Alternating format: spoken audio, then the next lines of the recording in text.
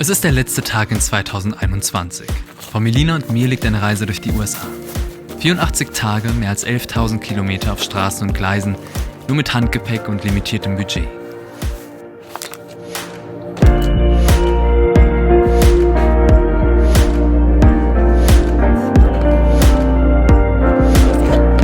Soll ich mir nochmal die Haare abrasieren? Ja. Den Bart? Nein. Ich sehe schlimm aus, ne? Aber ich werde nach 3 Monaten auch noch viel schlimmer aussehen.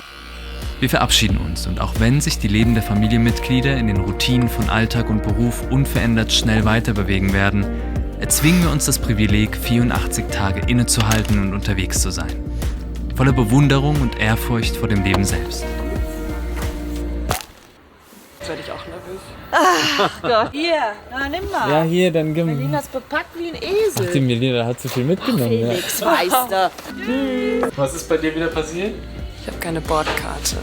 Ich muss mir die abholen. Das bedeutet wieder die Sicherheitskontrollen. Ja, wieder Happy New Year.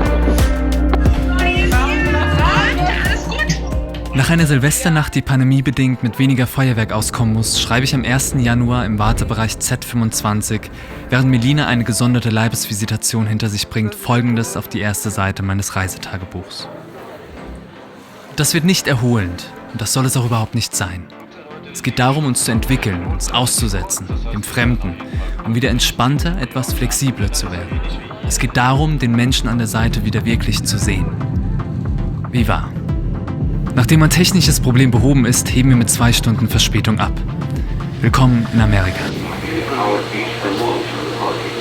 Um vom John F. Kennedy Flughafen nach Manhattan zu kommen, nutzen wir die Metro, die zu den ältesten und größten U-Bahn-Netzen der Welt gehört.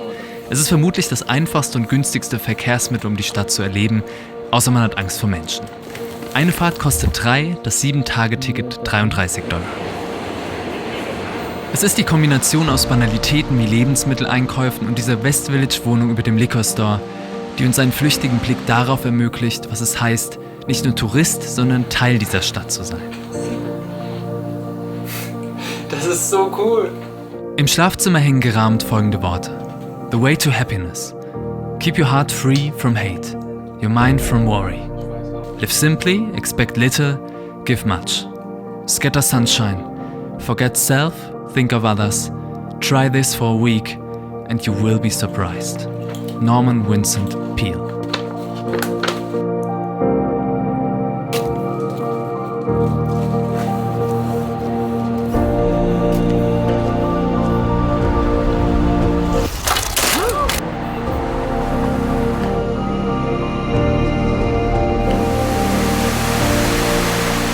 Was sie da aufgebaut haben, das wusste ich gar nicht. Mit diesem Wasserfallartigen nenne ich das jetzt Die einfach 2 mal. Brunnen, ne? Also das Denkmal an sich. Das Richtig ist Wahnsinn. krass. Also das war schon beeindruckend mit all den ganzen Namen, die da eingraviert sind. Aber es ist auch so schlicht. Ich finde, für amerikanische Verhältnisse ist es unfassbar Aber es ist schlicht. irgendwie Es ist cool. zeitlos, es ist einfach... Es ist nicht pompös, Ja. und das ist ja auch kein Grund. Nein, genau. Also es ist ja doch was Nachdenkliches. Ja.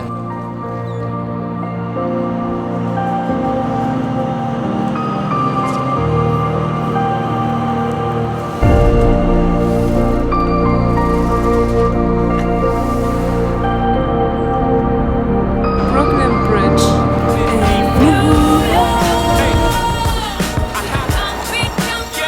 Es macht doch einfach keinen Es Spaß. einfach, weil es so ein Wahrzeichen ist. Wie Ja, genau. Viele Man macht es, weil man es irgendwie zu machen hat, wenn man hier ist. Und wahrscheinlich ist die Skyline mittendrin schon ganz schön. Vielleicht sollten wir Brücke und Skyline bei Nacht noch eine Chance geben.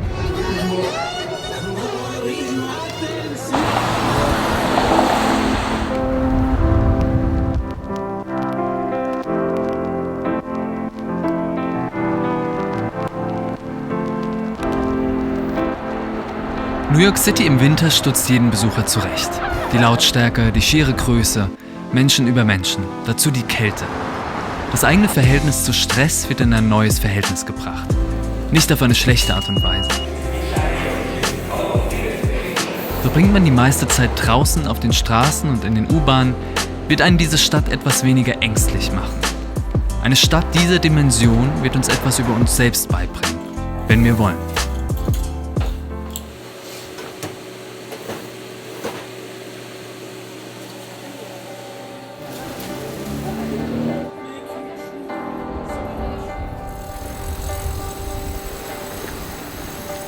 sind auf dem Weg zu Artec House. Das ist Nein, wir was, sind was erstmal auf dem Weg zum Chelsea Market. Chelsea Market. Können gehen. Ja. Eisiger Wind begleitet uns an diesem Tag auf jedem unserer 20 Kilometer durch die Stadt. Das in den 1890ern von einem Kekshersteller erbaute Chelsea Market Gebäude gehört heute dem Google-Mutterkonzern Alphabet und beherbergt künstlerische Geschäfte, Restaurants und in den höheren Stockwerken Büros. Die Highline ist ein 2 Kilometer langer Park, der 2009 auf einer stillgelegten, erhöhten Zugspur angelegt wurde. 4/5 der jährlich 8 Millionen Parkbesucher sind Touristen. Little Island ist eine moderne Interpretation eines klassischen Piers. 132 wie Blumen geformte Betonpfeiler bilden Flächen auf mehreren Ebenen. Seit der Eröffnung 2021 bietet der Park diversen Aktionskünstlern eine Bühne. 65 Millionen Touristen besuchen jährlich New York. Das sorgt auch dafür, dass es immer wieder neue, überteuerte Touristenfallen gibt. Es war halt nur ein kleiner Raum. Ich glaube, wenn sowas größer ist und man wirklich so durchlaufen kann, Ja, das ist nochmal ja. was anderes. Midtown Manhattan ist das größte zentrale Geschäftsviertel der Welt. Bekannte Sehenswürdigkeiten sind neben den großen Kaufhäusern und Hotels zum Beispiel das Empire State Building, das Grand Central Terminal, der Broadway, das Chrysler Building, der Madison Square Garden, der Times Square oder das Museum of Modern Art. Das war ein harter Gang, oder? Also, ja. Kalt wie Sau, windig wie Sau. Noch nichts gegessen, noch nichts getrunken. Die hohe Inflation und der starke Dollar haben gerade dafür gesorgt, dass New York neben Singapur auf Platz 1 der weltweit teuersten Städte zu finden ist.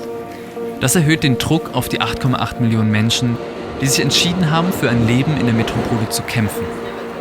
Noch einen Job mehr für die Miete, eine weitere Überstunde für die Ausbildung der Die Kinder. Wohnung ist ja richtig cool. Aber also entweder sind wir zu doof, um die zu erwärmen, oder es liegt einfach an den Wohnungen.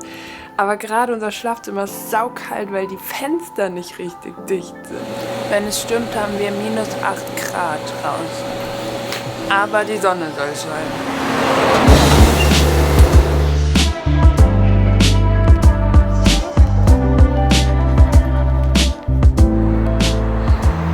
Ladenflächen auf der Fifth Avenue kosteten 2017 durchschnittlich $32.000 pro Quadratmeter Miete im Jahr.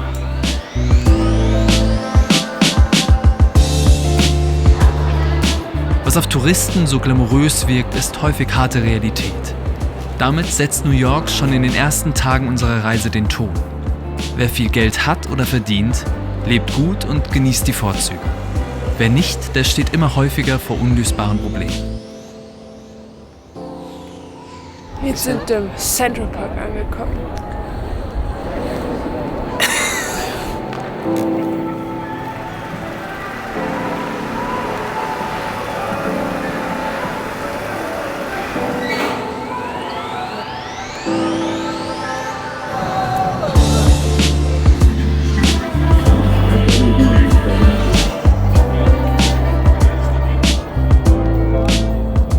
Wir sind auf dem Rockefeller Center. Sind immerhin noch bei, nennt man das noch Dämmerung?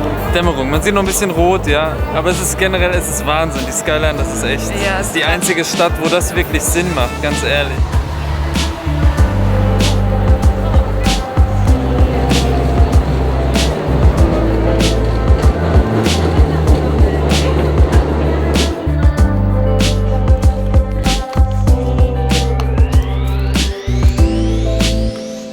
Wir haben die Zeit sehr genossen hier in New York und hier in dieser Wohnung, weil es hat sich sehr, sehr authentisch angefühlt und wir waren sehr zentral. Diese Nähe zu allem, was du auch zu Fuß erreichen kannst.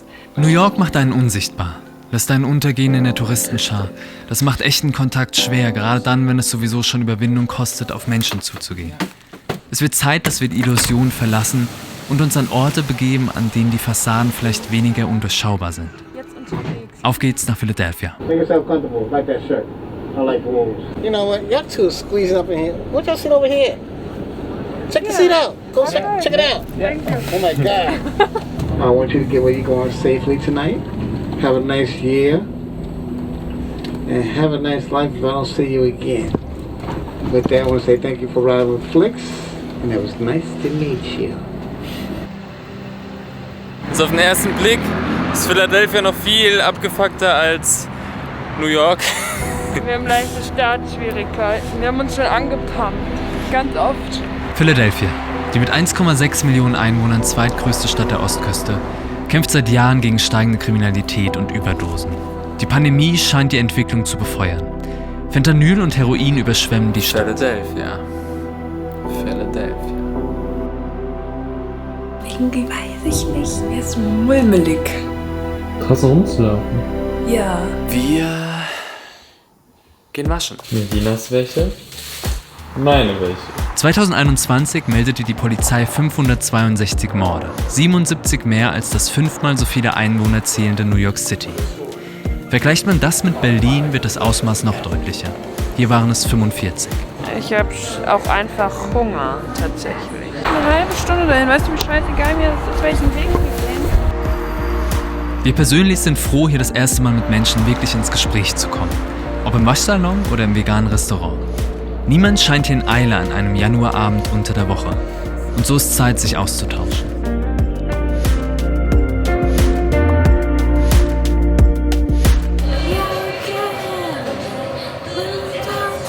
Oh, pass auf. Das ist das Problem hier, ne? Fußgängerampeln, das zählt hier nicht so. Ich freue mich morgen auf das Gefängnis. Wir sind jetzt hier am Eastern State Gefängnis Ich gehe angekommen. jetzt ins Gefängnis wegen einer Straftat. Ja, verhaftet wegen sexy. Du bist verhaftet wegen sexy. Du bist verhaftet wegen hot. Du bist verhaftet. Das Eastern State Gefängnis war bei der Fertigstellung 1829 in vielerlei Hinsicht revolutionär. Das Gebäude zur Abschreckung nach außen einer mittelalterlichen Burg nachempfunden, verfügte noch vor dem Weißen Haus über eine Zentralheizung und war zu diesem Zeitpunkt das größte und teuerste öffentliche Gebäude der USA. Innen war das oberste Prinzip, die Gefangenen von der Außenwelt und voneinander durch Einzelhaft zu isolieren. Es durfte weder gearbeitet noch Besuch empfangen werden. Die Häftlinge sollten zur stillen Selbstreflexion gezwungen werden. Heute sind 730 von 100.000 Amerikanern und Amerikanerinnen inhaftiert. Das ist mit Abstand der höchste Wert im weltweiten Vergleich. 83 sind es in Deutschland. Grund dafür sind unter anderem die Drogenpolitik, die bestimmte Delikte zwangsweise mit Gefängnishaft bestraft, sowie die Kriminalisierung illegaler Einwanderung.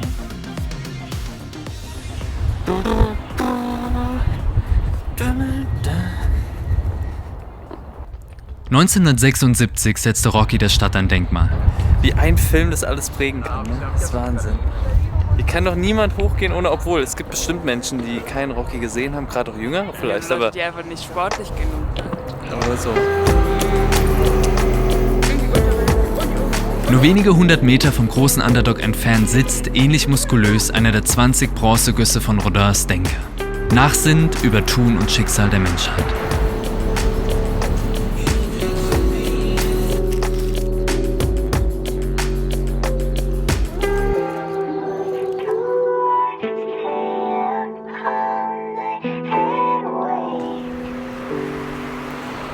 Ein sehr alter Food Court sozusagen, ne? Und wer gern Fleisch isst, Käse, es gibt alles Mögliche. Aber mehr Fleischesser und mehr Fisch, ja. vegan nicht Fische. ganz so viel. Deswegen für uns nicht ganz so. Ja, aber ein paar Sachen gab es trotzdem. Von der geschichtsträchtigen Liberty Bell geht es zur Independence Hall, durch Chinatown zu Aldi. Wie seltsam es doch ist, hier Moserrot zu lesen. Es wird Schnee fallen die nächsten Tage. Weiter nach Washington, D.C. A blast of very cold air. For more on snow totals and how it's going to feel behind the storm, we bring meteorologist Tammy Susan. Hey, Tammy. Hey, we're expecting to see perhaps 1 to 3 inches. Now that is actually going to be that I-95 corridor.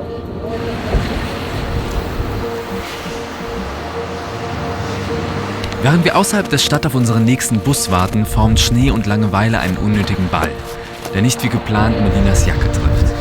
Oh nein! Oh Gott, Entschuldigung! Entschuldigung, ich wollte dich nicht treffen. Weißt du? Nee, du wolltest mich nicht treffen. Du hast doch voll auf mich gezielt. Ich wollte doch nicht Wie viel dieses kurze Grinsen über sie aussagt. in dein Gesicht zu treffen. Hey! Du bist doch ein Arsch. Was soll das? Mir ist doch eh schon kalt. This is for Washington DC. Ich liebe die Kälte einfach. Das ist immer wieder toll. Washington DC empfängt uns neben Minusgraden mit starkem Wind.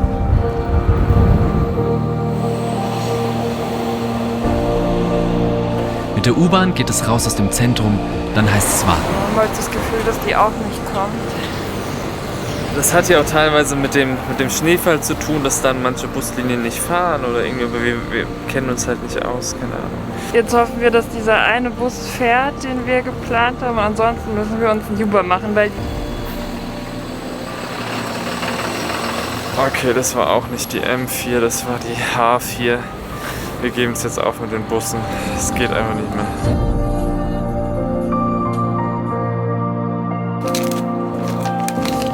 Boah, so eine Kälte ist man wirklich nicht gewohnt aus Deutschland. Gerade der Wind und ich kam gerade aus der Dusche. Ich musste warm duschen, ich musste meine Regel brechen, kalt und kurz zu duschen. Ich habe eine Zeit lang da drunter gestanden und musste an die Leute denken, die mit den Temperaturen mitten in Washington in Zelten leben. Ey, das ist unfassbar. Ich kann nicht verstehen, wie manche Menschen das schaffen. Es ist wahnsinnig beeindruckend und schlimm zugleich. An diesem Morgen kommt ein Bus, als wir schon nicht mehr daran glauben. Eine Stunde später stehen wir dann vor dem Washington Monument. Ein Steinobelisk, 169 Meter hoch, der nach 36 Jahren Bauzeit 1884 den Kölner Dom als höchstes Bauwerk der Erde ablöste, um dann nur kurze Zeit später vom Eiffelturm überragt zu werden. Wir schauen gerade hier aufs Kapitol, auf der anderen Seite ist das Lincoln Memorial und an der Seite sind ganz viele Museen, das ist das Smithsonian Museum und da sind... Die National Mall strotzt vor Patriotismus und soll gleichzeitig Freiheit, Wissen und Macht demonstrieren. Es ist ein Ort, der zeigt, wie groß das Ego dieser Nation ist. Mit allen Vor- und Nachteilen. Kein Ort könnte sich also besser eignen, um Präsidenten und zukünftig auch Präsidentinnen in ihr Amt einzuführen oder um bei Demonstrationen für die Werte der USA einzustehen. 9 von 14 Museen der Smithsonian-Stiftung befinden sich zwischen Washington Monument und Kapitol. Unter anderem das National Museum of Natural History, die National Gallery of Art oder das Arts and Industries Gebäude, in dem wir gerade die Futures-Ausstellung sehen.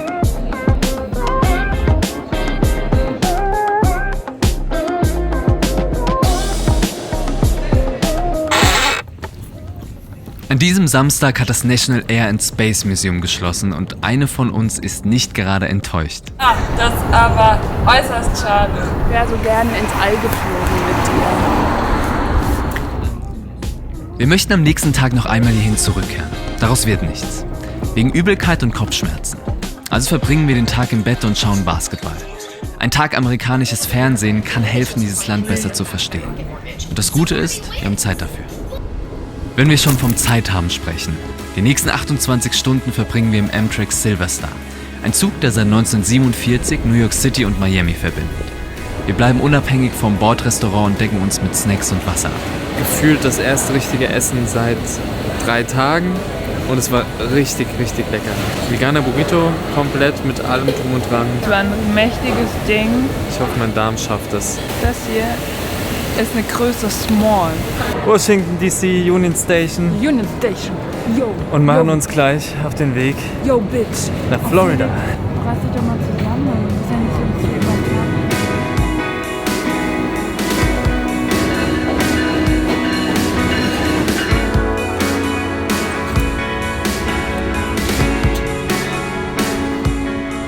Ladies and gentlemen, it's a federal mandate that masks must be worn at all times unless you are actively eating or drinking. Once again, masks must be worn at all times unless you are actively eating or drinking. Die Spülung ist zu schwach, sodass das Toilettenpapier nicht abgezogen wird. Weil da ist schon so eine Menge drin. Diese Langstreckenfahrten sind Herausforderung und Entspannung zugleich. Anstrengend für die Körper, aber nötig für den Kopf. Es passiert nicht viel, also zurücklehnen, Hörbücher hören und aus dem Fenster schauen. Keine Verantwortung, nur die eigene Inaktivität aushalten. 22:53 Uhr.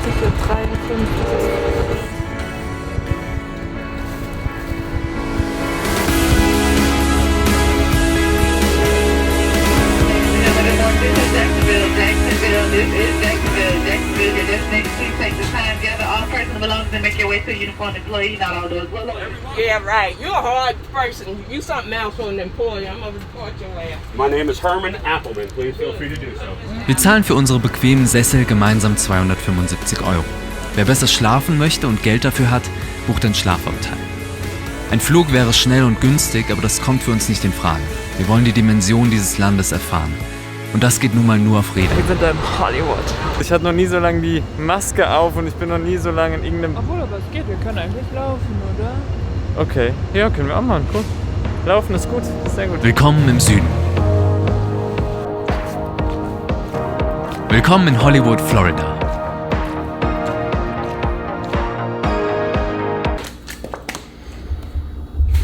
Ich glaube, ich habe mir gerade pures Gift auf meine Haut geschmiert. Das riecht so richtig nach Kleber. Guck mal, das ist von Bayern.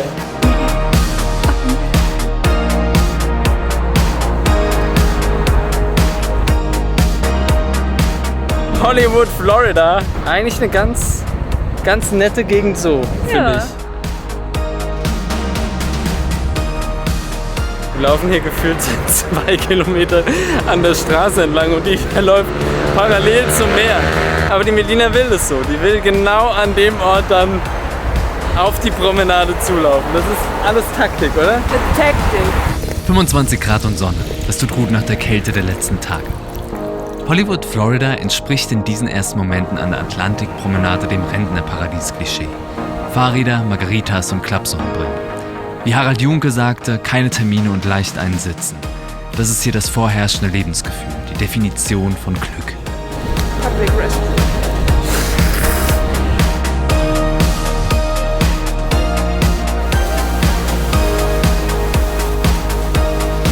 Wollen wir nach dem Eisbahn? Ja. Wenn das Wetter gut ist, sind die Leute direkt entspannter. Das ist ein Traum. Bang and go.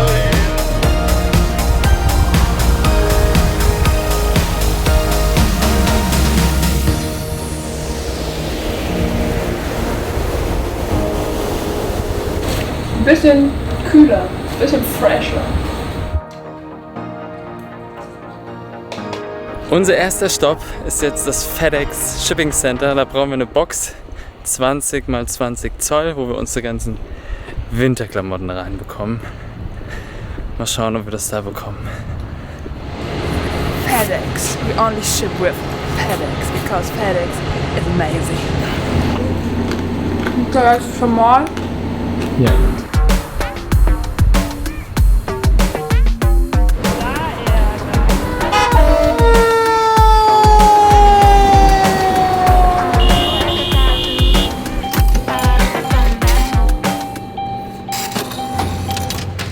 So, wir sind jetzt kurz davor, erfolgreich hoffentlich mit dem Bus zu fahren. Wir haben jetzt Bargeld und wir sitzen an der richtigen Station.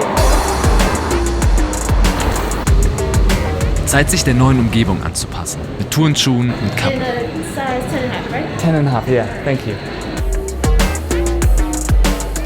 Die Aventura Mall ist fast menschenleer, so wie fast jede weitere, die wir auf der Reise betreten werden.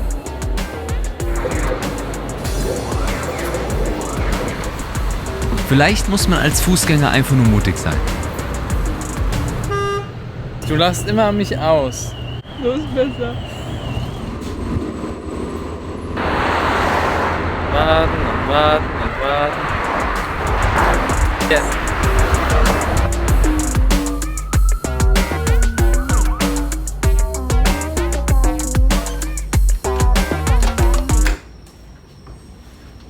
Tiefkühlpizza und Breaking Bad am Abend. Morgen Miami. Mit dem Flixbus fahren wir die 31 Kilometer für 9 €. Aufgrund der Einwanderung tausender Lateinamerikaner in den 60er Jahren ist heute die dominierende Muttersprache der 450.000 Einwohner weiterhin Spanisch. Das sorgt für kulturelle Vielfalt, gerade in Vierteln wie Little Havana. Das hier ist ein persönlicher Tiefpunkt. Ich sitze in einem Hop-on, Hop-off-Bus. Während in den 80ern hier Miami Vice gedreht wurde, waren Inhalte der Serie oft bittere Realität. Die Stadt war der größte Umschlagplatz für Drogen, hauptsächlich Kokain aus Kolumbien, Bolivien, Ecuador und Peru. Aber ganz spannend sind die Gebäude, die sind nämlich im Art Deco-Stil, also auch wie das Empire State Building zum Beispiel. Und das fällt schon auf, das ist cool. Keine Ahnung, nichts Interessantes für mich jetzt so.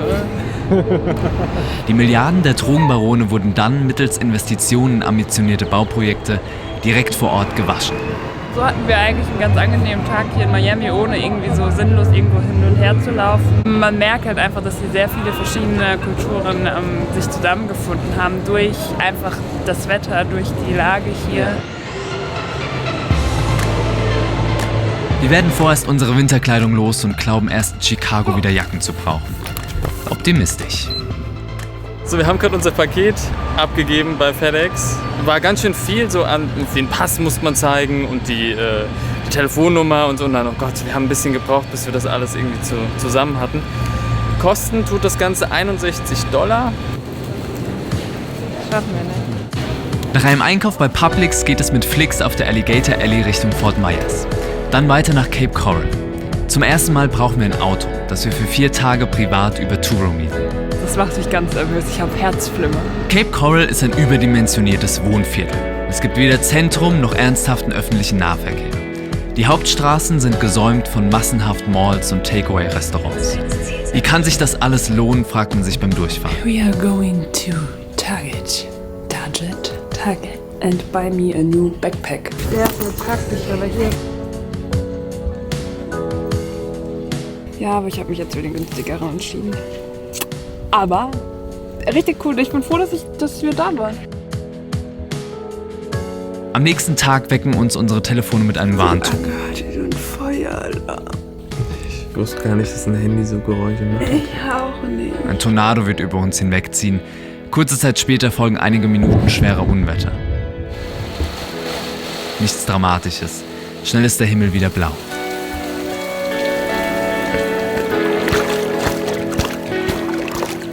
Manchmal sind die günstigsten Sachen einfach die besten. Wir zahlen hier insgesamt 58 € pro Nacht und können den Pool mitnutzen. Aber echt schön, echt schön. Okay, ich übe gerade wieder Tauchen. Einen schöneren, entspannten Tag, weil wir endlich mal draußen das Gelände nutzen. Yes. Für die meisten Florida-Touristen ist ein Besuch des Everglades Nationalparks ein Muss. Auch für uns. Wir haben falsch geplant und müssen früh morgens 200 Kilometer in die Richtung fahren, aus der wir kamen. Wir entscheiden uns für Kajaks und gegen ein Luftkissenboot, um das tropische Marschland zu erleben. Seit 2010 steht der Park auf der roten Liste des gefährdeten Welterbes, da die zunehmende Umweltverschmutzung und Trinkwasserentnahme für angrenzende Großstädte das natürliche Gleichgewicht bedrohen. Eine Rangerin erklärt unserer kleinen Gruppe einiges zur Tier- und Pflanzenwelt, während wir langsam und still durch das flache Wasser treiben. Für uns ist es eine willkommene Abwechslung. Zeit in der Natur zu verbringen ist schwerer in den USA, gerade wenn man in großen Teilen nur mit Bus und Bahn unterwegs ist. Die 4 Tage in Cape Coral sind für uns Ruhephase und gelebte Normalität zugleich. Weiter nach Tampa. It's chilly up there, sagt unser Host bei der Verabschiedung. 20 Grad. Könnte schlimmer sein.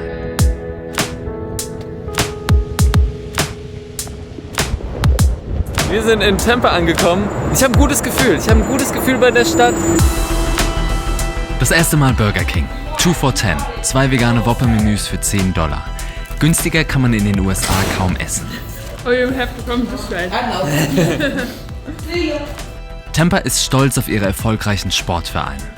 Sowohl die Buccaneers im Football als auch die Bulls im Eishockey konnten in den letzten Jahren Meisterschaften gewinnen. Das Filmen kommt manchmal nicht ohne kleinere Auseinandersetzungen aus. Gerade dann nicht, wenn der gewünschte Shot das Weiterkommen verzögert. Das hätte jetzt nicht umgefahren, Spatz. Dann stell's doch einfach hin. Ja, aber ich muss eigentlich... So, okay. Die nächsten 6 Tage werden wir in einem Tiny House verbringen. Gelegen in einem Viertel etwas außerhalb, in dem alte Bäume die Straßen ohne Bürgersteige säumen. Sehr stabile Treppe. Ich hoffe, Leiter. das habe ich nicht bedacht. Kriegst du hin. Ich kann nicht. Dir passiert nichts, die Stufen sind sehr... Wie soll ich denn hier Nachdem die Leiter bezwungen ist, kaufen wir ein. Der nächste Supermarkt und auch die Bushaltestelle sind 2 Kilometer entfernt. Daran und an das Kochen nur mit Mikrowelle haben wir uns schon gewöhnt. Es braucht so wenig Raum, um gut und glücklich zu leben. Das, was uns manchmal fehlt, ist Zeit allein. Einsamkeit unvorstellbar und gleichzeitig notwendig. Da helfen Kopfhörer und Hörbücher. Sponsored by Coppertone. Aber auch nicht immer. Nee, leider nicht. Ja, schön. Was sagt es über eine Beziehung aus, wenn sie diese Art der Nähe übersteht? Noch können wir das nicht beantworten. Tampa ist ähnlich weitläufig wie die meisten amerikanischen Großstädte. Dabei wirkt sie aber offener, irgendwie heller. Blauer Himmel, weiße Fassaden, am Fluss entlang schlendern. Nichts überfordert, nichts ist überlaufen.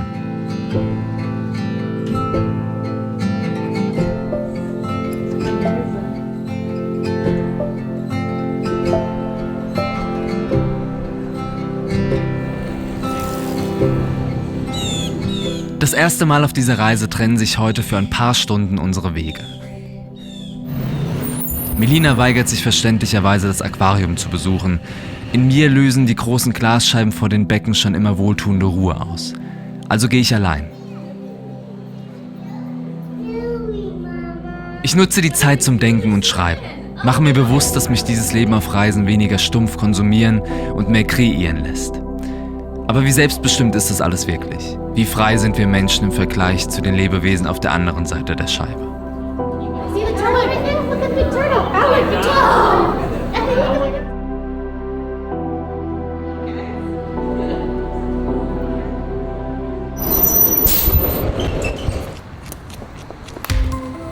Welcome to Ybor City. Oder Ybor City. I don't know how to spell it. In den 1880ern gegründet, war Ybor City ein hauptsächlich von Immigranten bevölkertes Viertel, das zur Blütezeit jährlich mehrere 100 Millionen Zigarren produzierte. Besonders war, dass das Viertel nicht nur überwiegend von Immigranten bewohnt, sondern auch in deren Besitz war. Das hatte zur Folge, dass sich Menschen unterschiedlicher Ethnien begegneten, was kulturelle Vielfalt förderte. Heute lebt das Viertel von Pubs, Nachtclubs und seiner Geschichte. Die Straßenbahnen, die hier fahren, sind übrigens kostenlos und verbinden hier das Viertel mit Downtown Tampa. Ich weiß nur, dass die Bulls involviert sind. Football, das große Spiel mit den Buccaneers. Welcome back to New York City, Philadelphia and Washington. It's the same temperature.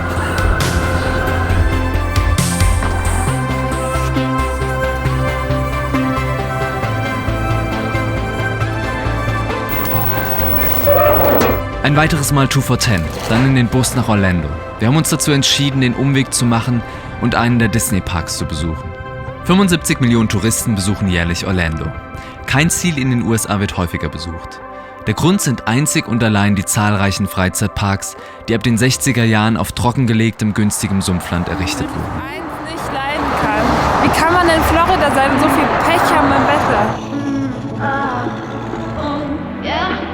Jetzt fährt kein Tourist mit dem Bus. So oft sind wir jetzt hier auch noch nicht Bus gefahren.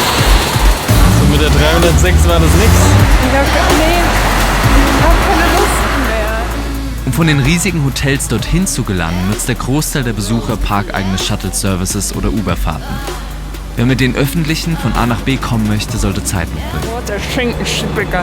Wo ist diese schöne Seitenlände? Nennt man das Ländchen? Das ist ein Ländchen. Ich weiß gerade nicht, wann wir los sind. Bis jetzt sind es um 11 bestimmt. Dann sind es bald 2 Stunden.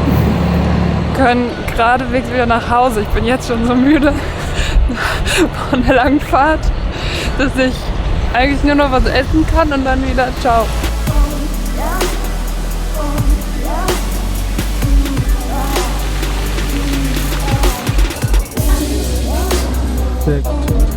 Okay, gibt es wirklich für alles einen Shop. Hier ist der normale Disney-Shop, da kommt da Star Wars, da hinten Marvel.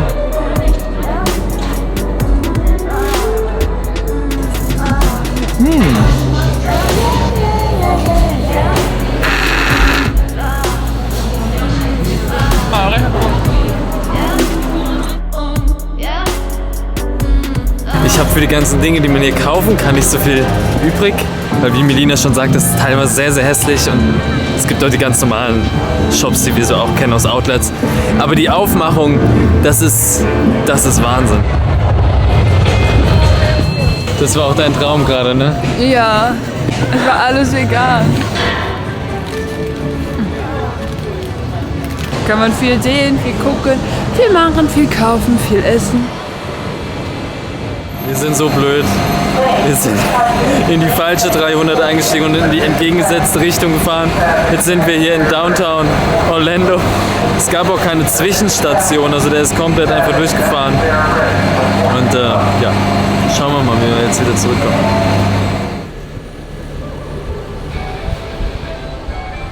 Wir haben nur Geld, Zeit und Lust, einen Tag in einem der Freizeitparks zu verbringen und entscheiden uns für Disneys Hollywood Studios.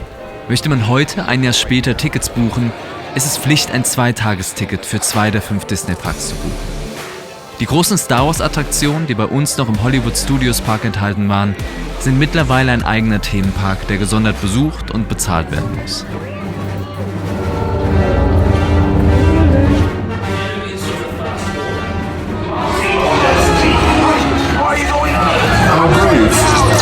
But ultimately hopeless. Das war so cool. Eigentlich so einfach, Ja. aber saugeil gemacht. Wie ein Theaterstück in verschiedenen Akten. Und das ist cool. Und du bist Teil des Ganzen und das ist Wahnsinn. Disney erlaubt die Mitnahme von Rucksäcken in die Attraktion und auch von Kameras. Freizeitpark besteht eigentlich nur aus Warten.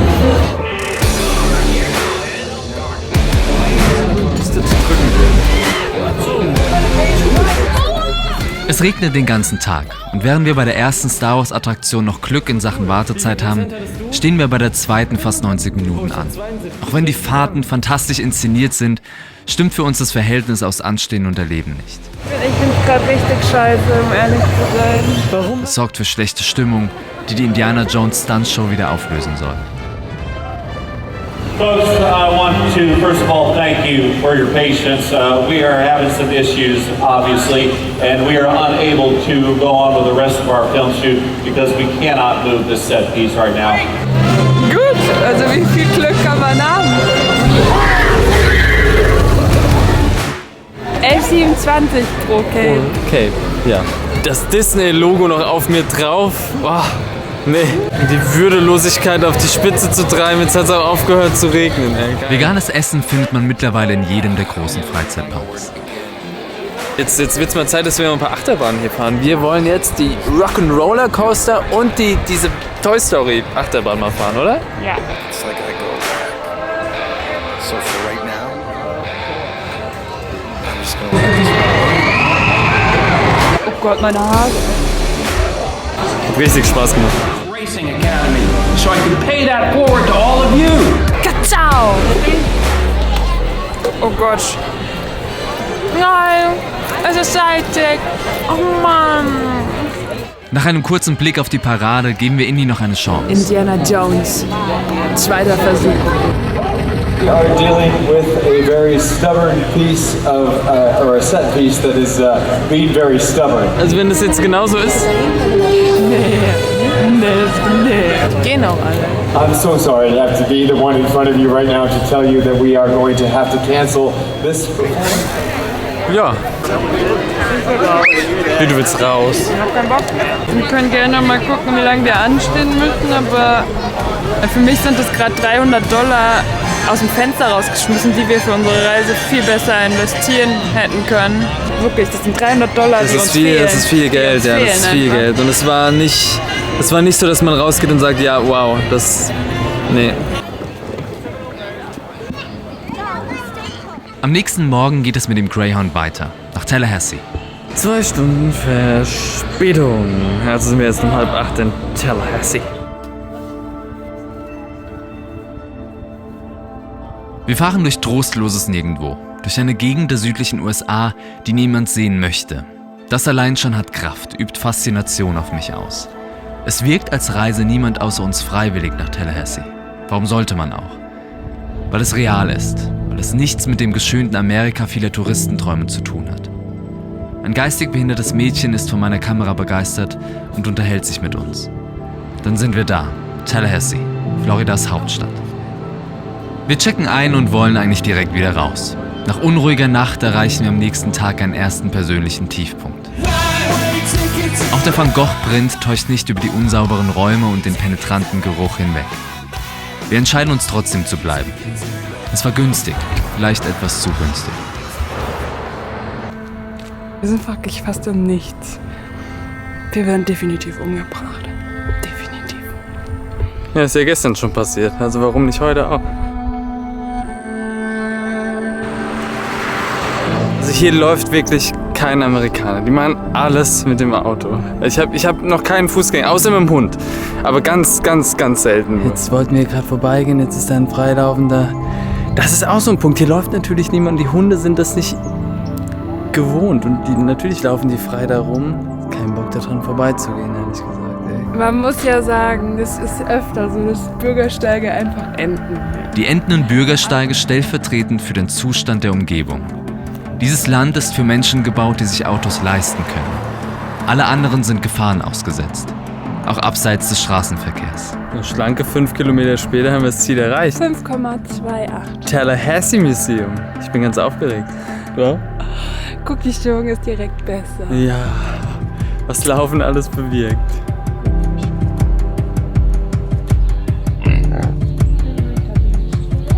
Am nächsten Tag wollen wir, bevor wir wieder in den Greyhound steigen, zu Walmart und sehen uns nach unseren Winterjacken. Oh, das ist echt kein Spaß im Moment. Mit dem Wind und 8 Grad und nur einem Hemd und einem Pulli. In Bewegung bleiben. In Bewegung bleiben.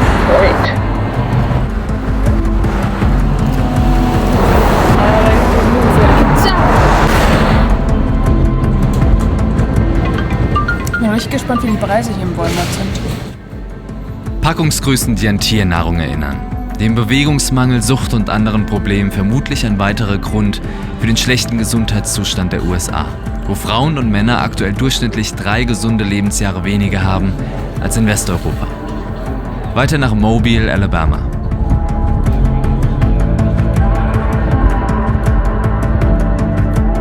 Auf die schlechteste Unterkunft der Reise folgt in Mobile einer der besten. Die nächsten 3 Nächte und Tage werden wir uns in dieser historischen Wohnung zu Hause fühlen. Wir werden Zeit haben zu kochen, miteinander zu essen und uns auszuruhen. Wir erwarten nichts von Mobile und Mobile nicht von uns. Auf dem Weg ins Zentrum spricht uns vormittags ein älterer Mann an. Er ist angetrunken und fragt uns, ob wir verheiratet seien.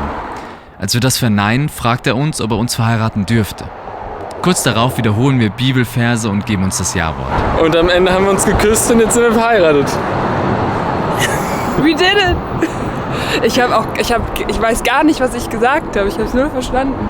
In Alabama, ähnlich wie in anderen Südstaaten, sind Kirche und Gottesdienst noch Teil der meisten Leben. Genau wie Mardi Gras, das unserem Karneval ähnlich ist. Heute läuft Del Toros Nightmare Alley in einem Kino, das eher an eine chaotische Wohnung erinnert. Snacks solle man sich während der Vorstellung in Abwesenheit des Besitzers einfach selbst holen und später bezahlen. Der Guillermo, der hat das mal wieder gemacht. Guter Film, gute Stimmung.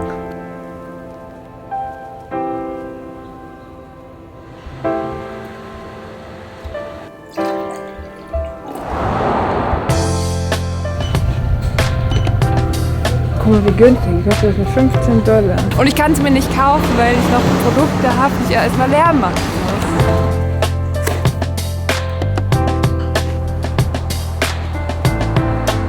Bevor es nach New Orleans geht, ist es Zeit zu waschen.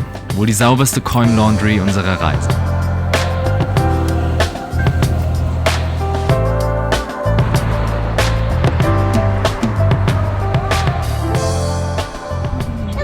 No me puedes dar tiempo, ahí va a chingar y chingar. She's not loud, dog. Reklame um Reklame, Zitaphonen fehlen an uns vorbei. Rechtsbeistand, All You Can Eat, Jackpot. Vor grauem Himmel. Als wir in New Orleans ankommen, regnet es. Über uns Schwärme von Krähen. Sirenen und leerstehende Hochhäuser, Wiege des Jazz und Rap, Dunkelheit und Voodoo. Die Stadt lädt ihre Besucher ein, sich zu vergessen, im Rausch unterzugehen in den Bars und Casinos.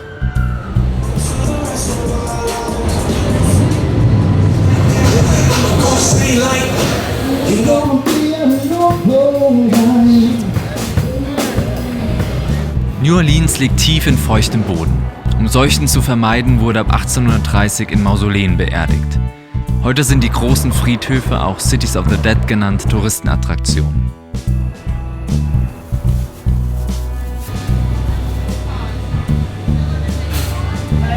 War gar nicht so teuer. Marching Bands sind fester Bestandteil der Stadtkultur. Sie begleiten nahezu alles, von Hochzeiten bis Beerdigung. Das World War II Museum ist die meistbesuchte Attraktion der Stadt. Der Standort New Orleans wurde gewählt, weil hier die Landungsboote entworfen und gebaut wurden, ohne die Normandie-Invasion in der Größenordnung unvorstellbar gewesen wäre. Im Shop gibt es dann ausreichend Spielzeug für Minikriege in den Kinderzimmern. Weit weg von Inszenierung und Bombast des Weltkriegsmuseums liegt die Whitney-Plantage. Gewollt still und nachdenklich erzählt sie als einzige Plantage der Region ausschließlich vom Leben der Sklaven. Sie ist Museum und Gedenkstätte zugleich. Menschliche Abgründe und Leid. Die Folgen dieser Zeit hallen seit Jahrzehnten nach. Systematischer Rassismus und Diskriminierung bedrohen weiterhin die Gesellschaft und fordern immer wieder Menschenleben.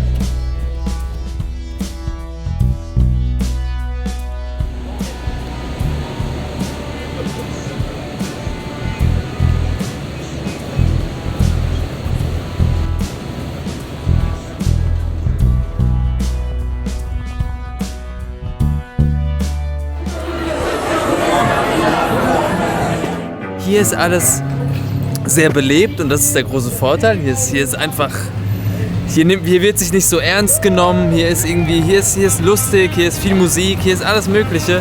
Aber es ist alles gedrängt, überall Autos, überall Touristen, überall Kitsch. Und deshalb ist es halt auch nur ein French Quarter in einer amerikanischen Stadt. Wir verbringen 10 Tage hier und kommen am Mittelpunkt der Reise an die Grenzen unserer Beziehung. Wir bilden keine Einheit mehr, wollen ganz Verschiedenes. Melina schaut nach Flügen zurück, aber dazu kommt es zum Glück nicht.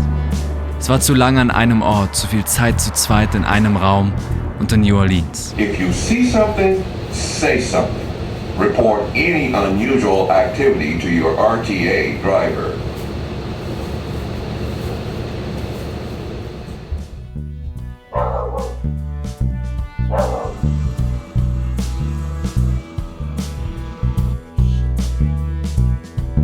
Bevor wir die Stadt verlassen, wollen wir ein Basketballspiel sehen. Wir kommen nicht in die Halle, weil die Kamera zu professionell ist. Wir fragen nach Schließfächern, es gibt keine.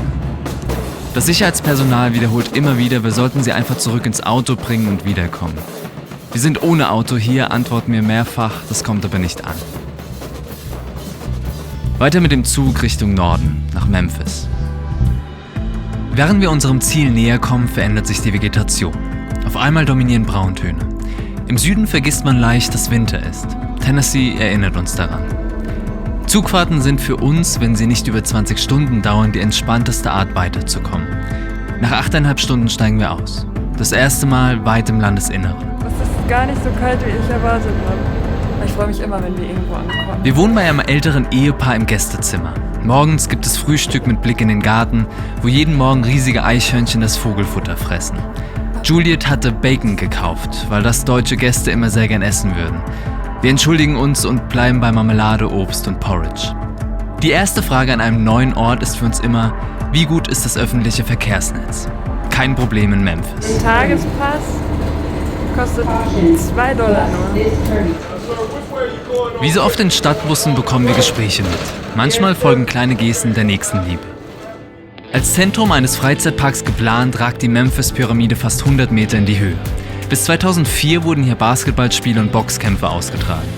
2015 kaufte Best Pro Shop, eine Kette für Jagd, Angel und Campingbedarf, das leerstehende Gebäude. Ich bin natürlich so weit vom Jagen und vom Angeln entfernt und es ist so strange, da diese ganzen Waffen zu sehen und diese Pfeil und Bogen, so eine Armbrust, die ganzen Messer. Das ist schon so strange zu sehen. Dann ist da drinnen noch so ein Burgerladen und du kannst auf dieser Aussichtsplattform. Also an sich cool, aber was da verkauft wird, ist halt irgendwie für mich fraglich. Und die Leute sehen halt auch so, wie man sich Angler und Jäger vorstellt. So sieht irgendwie 60% dieses Ladens aus. Die Beale Street gilt als Heimat des Blues. Im Winter zur Mittagszeit ist sie aber nur eine weitere menschenleere, heruntergekommene Straße in den USA. Wir haben langsam Hunger und wir finden einfach nichts Veganes in der Nähe. Auch die ganzen Ketten sind weit außerhalb und hier die ganzen Restaurants haben keinen veganen Burger oder so. Also das ist ein bisschen schade. Wir nutzen also wieder unseren Joker und gehen zu Burger King. Uns bleibt echt nicht viel anderes übrig gerade. Ist es uns? Okay.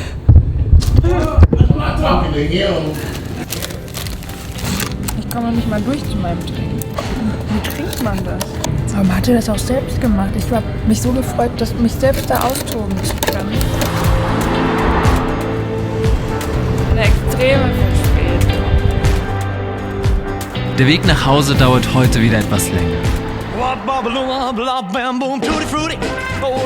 Und er ging immer so ganz runter. So, wir haben zwar keine Ahnung von Elvis Presley, aber wir sind jetzt hier bei Graceland. Das Einzige, was ich weiß, dieser Mann hat ein Highlife geführt und ist beim Scheißen gestorben.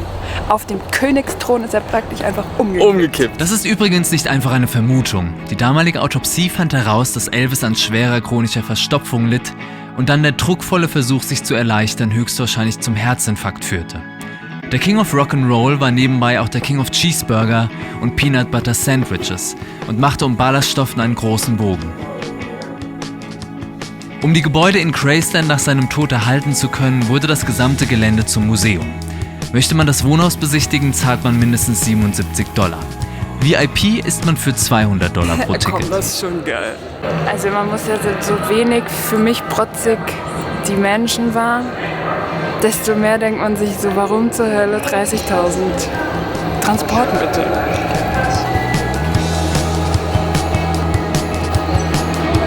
Ich find's geil. Auch wenn uns vorher Elvis Presley nicht wirklich interessierte, macht uns der Besuch Spaß und lässt uns etwas vom Mythos und Einfluss auf die heutige Popkultur spüren. An mir ist wohl ein Tänzer vorbeigegangen. Ich find's richtig geil. Das ist schon noch eher ein großes Flugzeug. Ich meine, wer feiert nicht seinen Kindergeburtstag? Seinem 9. Kindergeburtstag im Flugzeug, das nach einem selbst benannt ist. Lisa Marie Presley. Die beste Aussage im Flugzeug war, Elvis war natürlich ein leidenschaftlicher Leser. Er hatte immer 15 Bücher mit an Bord. Es sind zwar 5 Fernseher in diesem Flugzeug und 14 in seinem Haus, aber er hat sehr viel, also meistens hat er gelesen, kein Fernsehen geguckt. In Memphis entdecken wir die heiße Theke bei Whole Foods für uns. Nicht günstig, aber nahrhaft. Hätte das Elvis mal gewusst. Jetzt sind die wieder hier. Im wunderschönen Memphis, im Sun Studio. Dafür musst du wirklich nochmal hintergucken, ne? Hier wurden unter anderem Elvis, Johnny Cash und Jerry Lee Lewis entdeckt. Man geht einfach durch dieses kleine Studio, was heute immer noch benutzt wird, mit dem Original-Equipment. Das ist einfach so ein sympathischer Ort. Das ist nicht so wie so eine typische Touristenattraktion, sondern das ist noch sehr... es hat sich den ganzen Charme bewahrt und es ist extrem viel im Originalzustand. Und das ist das, was diesen Platz so besonders macht und so sehenswert auch. Tote Hose. Der Trousers. Heute findet das Super Bowl-Finale statt. Vielleicht ist deshalb noch weniger los als sonst.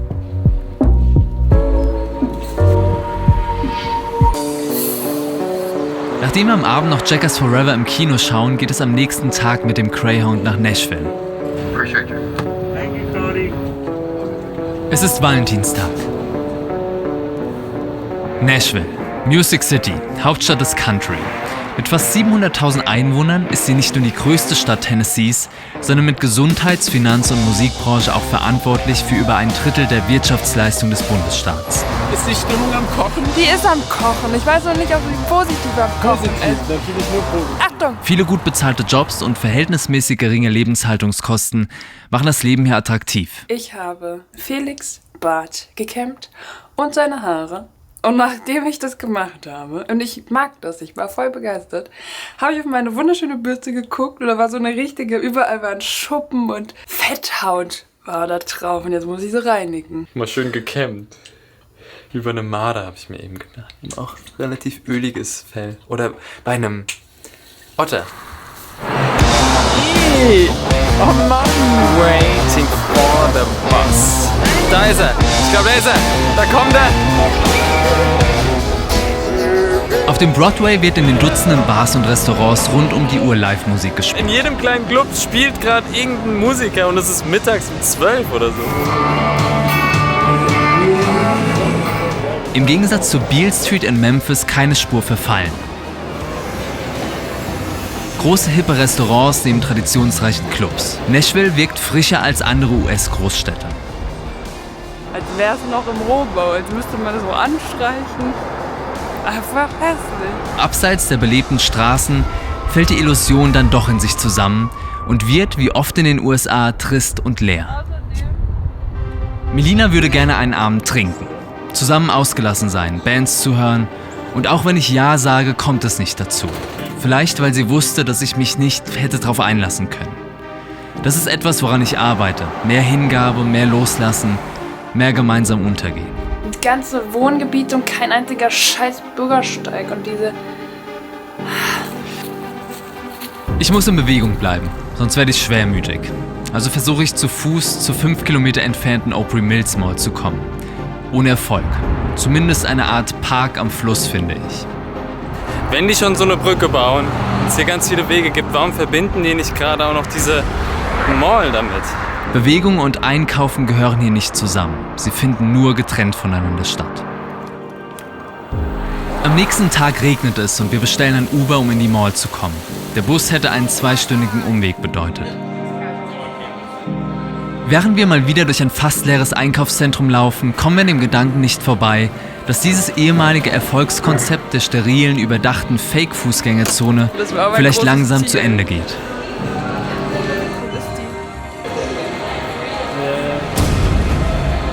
Ich habe mir multifunktionelle Handschuhe gekauft. Jetzt kommt der Trick. Einmal zweimal. Geil, oder?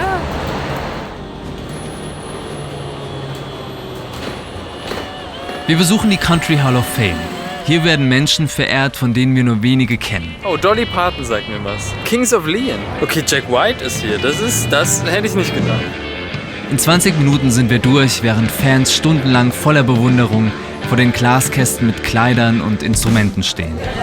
Die $45 pro Person lohnen sich aber allein durch die inbegriffene RCA Studio B-Tour. Hier nahmen zwischen 1956 und 1977 Größen wie Elvis, Dolly Parton und Roy Orbison Songs auf.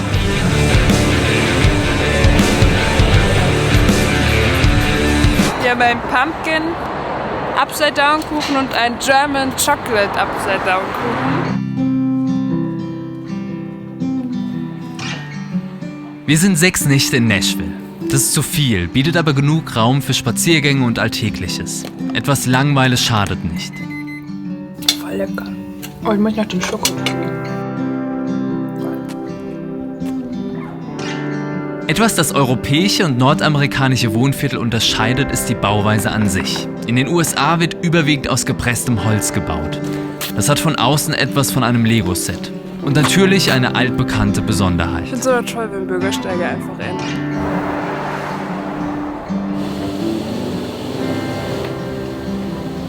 Und morgen geht's um 5 Uhr mit dem Greyhound nach Chicago. Ich freue mich drauf. Die Melina nicht ganz so, es wird nämlich kalt. Oh, man sieht den Abend. Ist ja am Minusgrade, ey.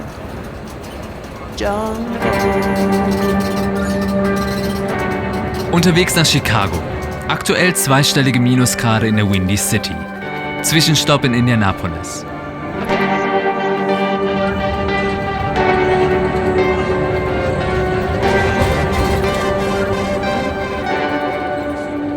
Vorbei am Red Sox Stadion.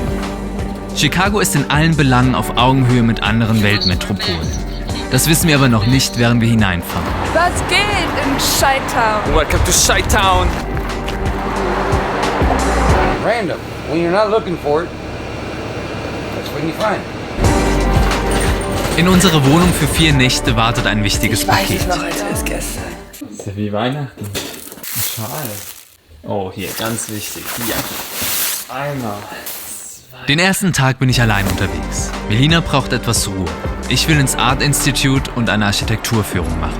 Das am Südwestufer des Lake Michigan gelegene Chicago ist mit 2,8 Millionen Einwohnern die drittgrößte Stadt der Vereinigten Staaten. Durch ihre Lage an wichtigen Seewegen und Eisenbahnstrecken ist sie seit mehr als 150 Jahren eine der wichtigsten Handelsstädte.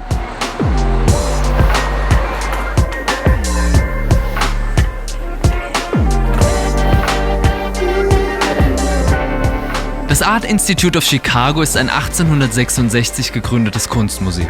Zu sehen gibt es ganz Verschiedenes aus 5 Jahrtausenden. Von antik bis modern. Ich verliere das Zeitgefühl, so außergewöhnlich sind Werke und Räume. Die von Beginn an verbundene Kunsthochschule besuchten unter anderem Walt Disney, Hugh Hefner, Georgia O'Keeffe und Jeff Koons.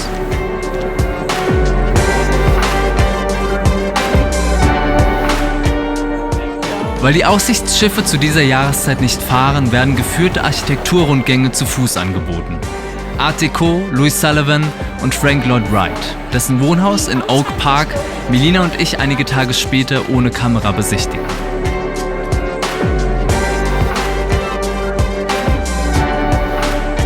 Diese Stadt begeistert mich von Anfang an. Die Energie einer alten Metropole, die weniger Touristen anzieht als New York. Dann die Stille des großen Sees in klirrender Kälte.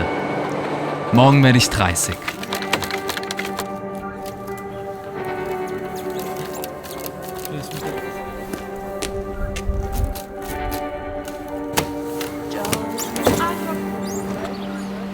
Wieder geht es in die Stadt, dieses Mal zu zweit. Ich will Melina zeigen, was mich begeistert. Wir laufen über 20 Kilometer an diesem Tag. 1871 wütete ein Feuer, das einen Großteil Chicagos zerstörte. Beim Wiederaufbau wurde die Stadt zum Experimentierfeld aufstrebender Architekten. Chicago boomte und um die teuren Grundflächen maximal zu nutzen, musste höher gebaut werden. Elektrische Aufzüge und die Verwendung von Stahlskeletten machte das möglich. In der Folgezeit entstanden die ersten modernen Hochhäuser. Man sieht hier in Chicago so viele verschiedene Architekturstile auf einmal und das in verschiedenen Ebenen oft. Diese Stadt ist so unfassbar fotogen und es ist das erste Mal, dass ich mir eine große Brennweite wünsche. Irgendwas so 200 oder so, das wäre grandios. Mit dem Weitwinkel ist man natürlich ein bisschen eingeschränkt.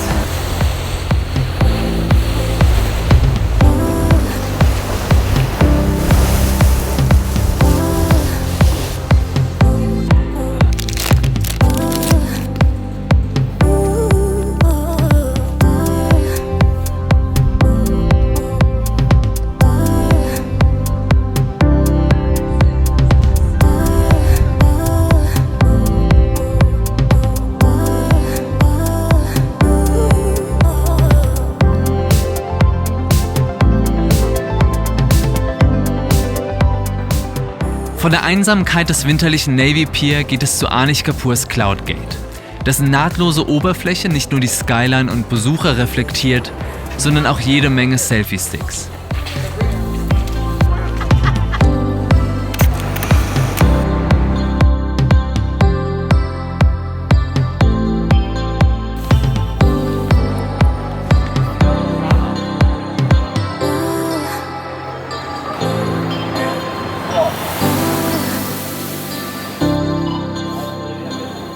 Hoch auf die Aussichtsplattform des Willis Tower, der nach seiner Fertigstellung 1974 einige Jahrzehnte das höchste Gebäude der Welt war.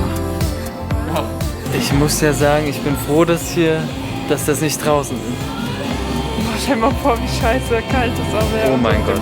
Schnee gerade.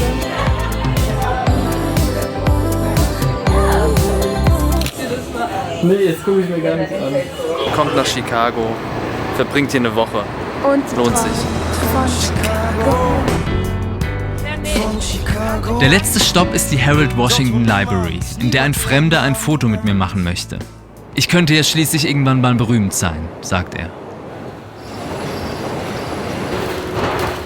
Eigentlich hatten wir vor, essen zu gehen. Dann wird es wieder die heiße Theke von Whole Foods. Ich kann mich an keinen schöneren Geburtstag erinnern.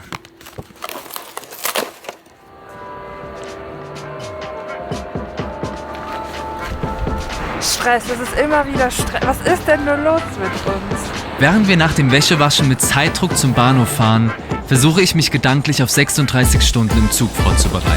Wie kannst du denn jetzt eigentlich noch filmen? Ich finde es gar nicht witzig gerade, null.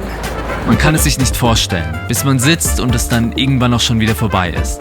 Einsteigen in den California Zephyr, auf nach Salt Lake City. Ey, komm, die haben geschrieben, 5 Minuten noch, dann haben die das Boarding geschlossen. Bist du bereit? 34 Stunden? Nein, bin ich nicht. Wir haben jetzt schon viel zu viel gesnackt. Das ist dieses, du setzt dich, du bist in so einem geschlossenen Raumsystem eingesperrt, eingepfercht und dann setzt gleich die Snacklust ein. Ich sag mal so, der Kaffeewagen, der ist im Budget nicht vorgesehen, deshalb haben wir uns mitgebracht. Geschmiert.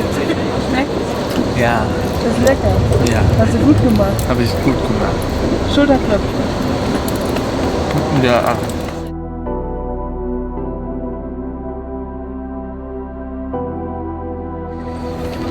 Das riecht und schmeckt so modrig und ich habe jetzt richtig Angst, dass ich die Schüsselitis oder Kotzeritis bekomme. Boah, das riecht wie Keller. 7 Stunden geschafft. Bleiben noch 27. Der California Zephyr verkehrt seit 1949 zwischen Chicago und San Francisco. 3900 Kilometer, 53 Stunden über weite Felder und die Rocky Mountains. Wir fahren vorerst bis Salt Lake City.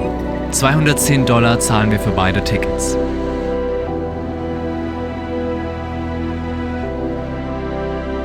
Also, wir haben jetzt das Schlimmste für mich immer überstanden, und zwar die Nacht. Trainiert man das, irgendwie unbequem schlafen zu können? Jetzt sind wir in Denver praktisch und sehen die leichten Schatten von den Bergen und es ist ein schöner Sonnenaufgang. Es kann ja nur gut werden. Wir sitzen hier noch lange. Aua.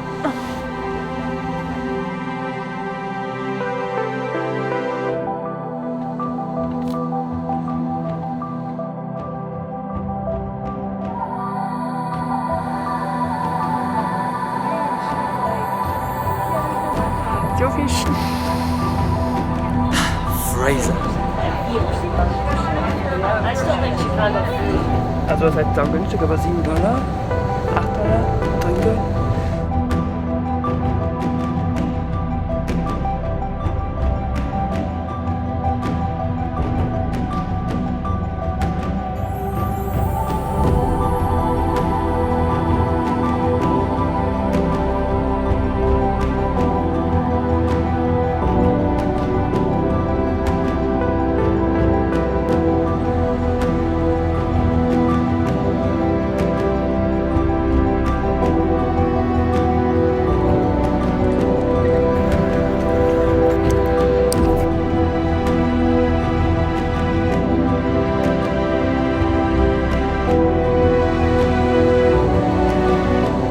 Das zweite Mal geht auf der Fahrt die Sonne unter. Aussteigen in Salt Lake City. Aussteigen im Westen.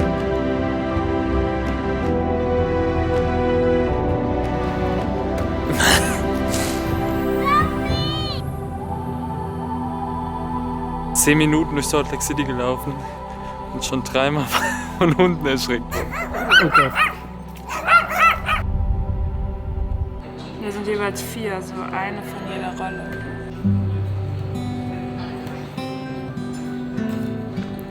Sehr nette Leute, sehr leckeres Essen. Und wir haben einen Hike empfohlen bekommen. Tanjika Peak Nature Park. Zu dem wir mit dem Bus fahren können morgen. Das machen wir. Oh nein.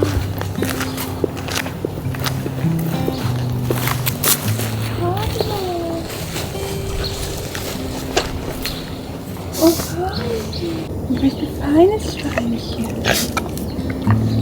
Ich würde dich streicheln, wenn ich wüsste, dass ich Salt Lake City. Von Mormonen gegründet, heute noch Zentrum der Kirche Jesu Christi, der Heiligen der letzten Tage, ist der Inbegriff der Mittelmäßigkeit.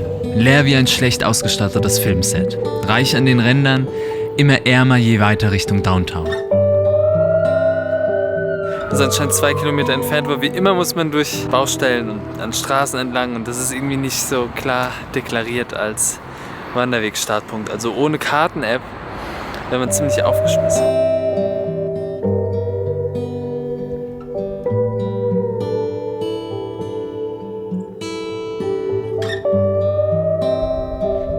Aber es scheint zumindest der Beginn zu sein. Ja, von einem Trail. Wir sind die Abkürzung gegangen, deswegen haben wir ihn nicht gesehen. Tja, unsere eigene Schuld. Wir unterhalten uns an einer Haltestelle mit einer obdachlosen Frau. Sie erzählt von häuslicher Gewalt und sucht für die Nacht einen Platz zum Schlafen.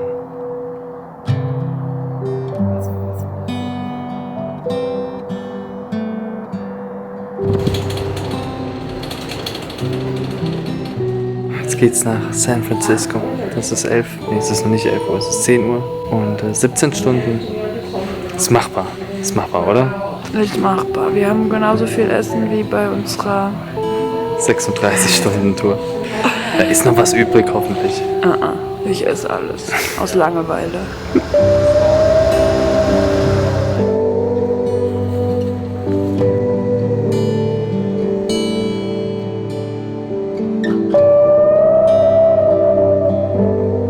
Mit Kalifornien beginnt der letzte Abschnitt der Reise. Erste Gedanken an Zuhause, daran, ob zurück in Deutschland noch etwas von unserer Beziehung übrig sein wird. Was wird sich entwickeln? Oder einfach ein Rückfall in alte Muster? Ich zwinge meine Gedanken zurück in die Gegenwart. San Francisco wartet.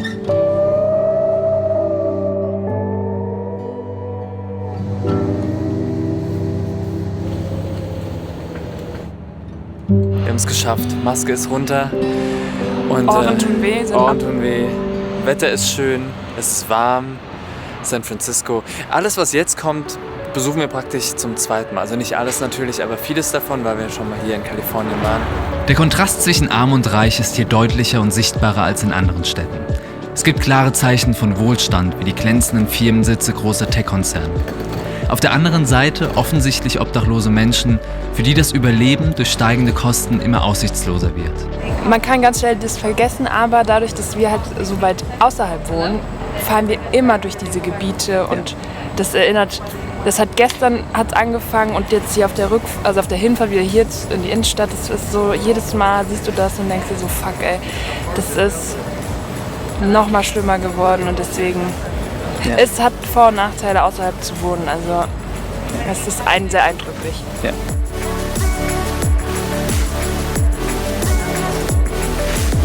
Konfrontiert sein mit der natürlichen Schönheit dieser Gegend, mit den lebhaften Stimmen aus der Stadt, die der Wind hierhin trägt, das wird das Absitzen von Strafen nicht leichter gemacht haben.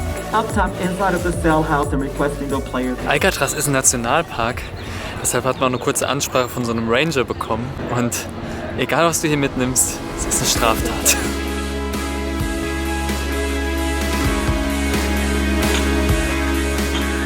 Die meisten Insassen haben pro Jahr 75 bis 100 Bücher gelesen. Und besonders beliebt waren philosophische Bücher.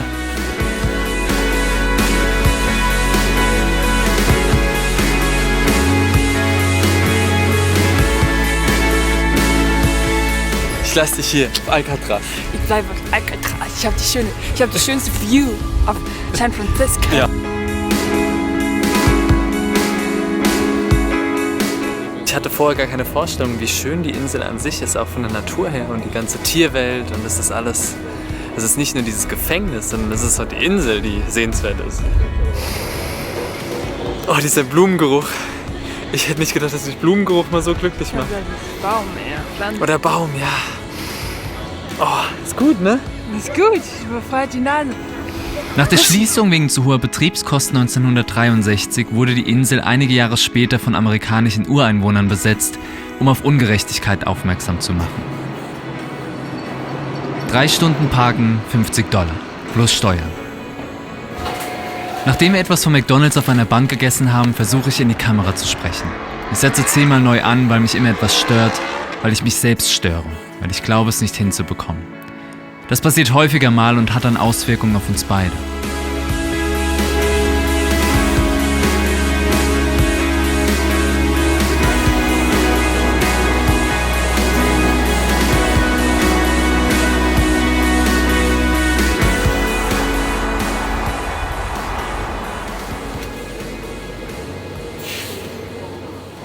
Im Golden Gate Park entlädt sich ein Teil unserer Unzufriedenheit miteinander. Wir halten Abstand, reden umgeben von wohltuender künstlicher Natur nur wenig. Dann gibt es glücklicherweise wie fast immer diesen einen Punkt, an dem wir die Sinnlosigkeit darin erkennen und einen Schalter umlegen. Danach genießen wir den Rest des Tages in dieser Stadt, die USA untypisch so dicht belebt und vielfältig ist.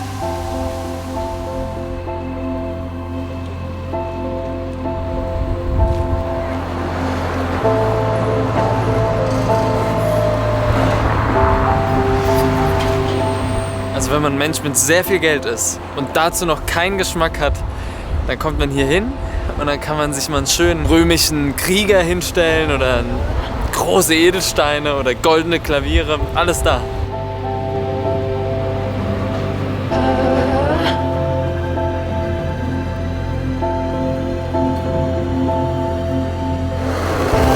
Und es gibt eben wirklich auch ganz spezifischen Schmuck und nicht nur Kitschläden, nicht nur Souvenirläden, sondern auch wirklich asiatische Geschäfte, die eine gewisse Kultur verkörpern. Das ist interessant.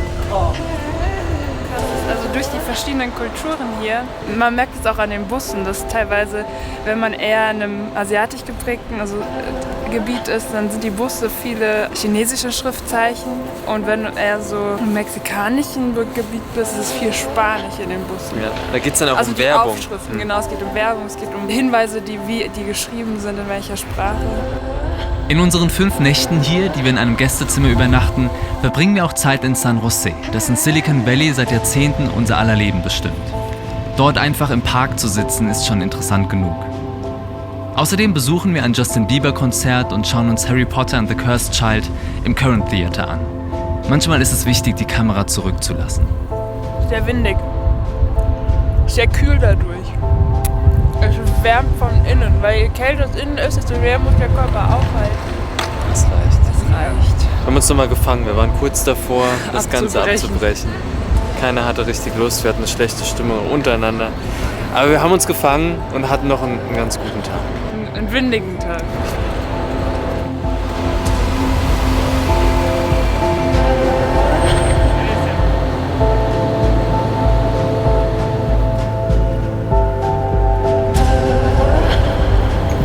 Wir müssen nach Oakland, um unseren Mietwagen abzuholen. Wir steigen falsch aus, quetschen uns durch ein Drehkreuz nach draußen und werden von 2 Polizisten gesehen. Nach kurzer Ansprache merken die beiden, dass wir Touristen sind und lassen uns weiter. Dann sitzen wir nach Wochen das erste Mal wieder in einem Auto. Ich kann für mich nicht verstehen, wie jemand im gesamten Urlaub mit Auto unterwegs sein kann, weil für mich ist das so ein Spannungsfaktor. Das hat so viel mit Verantwortung zu tun und das ist irgendwie so ein Faktor, der mich ganz unsicher macht. Alter, was ist das für ein ekelhaftes Irgendwas. Und dann habe ich mir gedacht, ob ich jetzt auf einer Greyhound Station Toilette bin oder einfach sowas. Ist eigentlich egal. Wir müssen durch San Francisco, um auf die deutlich entspanntere Route 1 zu kommen. 2 Wochen haben wir für die 710 Kilometer, immer am Pazifik entlang. Es ist gut, Zeit zu haben. Wir entscheiden uns für Monterey als ersten Ausgangspunkt. Wir bleiben eine Woche in einem Hotel und erkunden von dort aus die Umgebung. Das spart durch mehr Übernachtungen Geld und sorgt dafür, dass wir nicht permanent am Ein- und Auspacken sind. Und es gibt sogar Bürgersteige, ich bin begeistert. Wait. Wait. Wait. Wait. Es ist surreal, jetzt nach Wochen des Reisens am Pazifik zu stehen. Der Atlantik tausende Kilometer entfernt.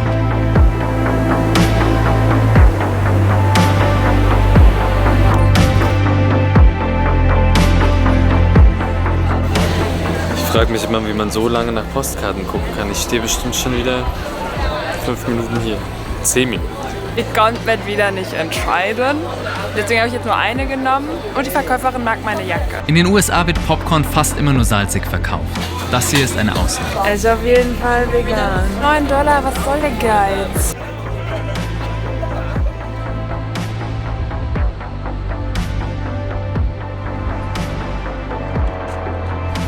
Durch den Mietwagen können wir auch spät noch an abgelegene Orte fahren, um den Sonnenuntergang zu sehen.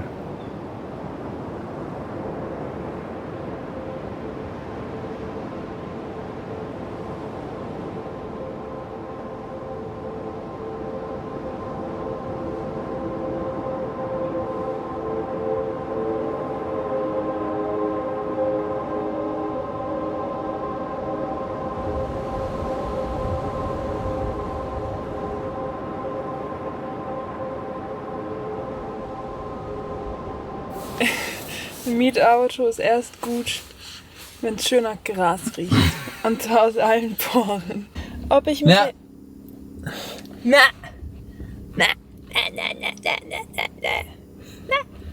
Ob ich mit einem Koffer herauskomme oder nicht, das seht ihr gleich. Koffer!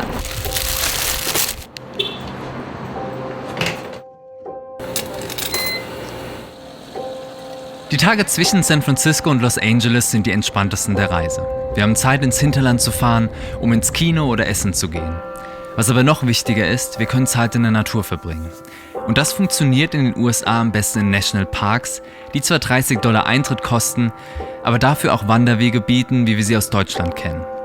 Wir entscheiden uns für den Pinnacles National Park, 80 Kilometer von Monterreys Küste entfernt. Das letzte Mal Sport ist lange her und so tut das Schwitzen zusammen mit Sonne und Stille wirklich gut. Eigentlich das, was ich wollte, aber jetzt, wo ich diese Kletterstücke habe, da geht mir ganz schön die Pumpe.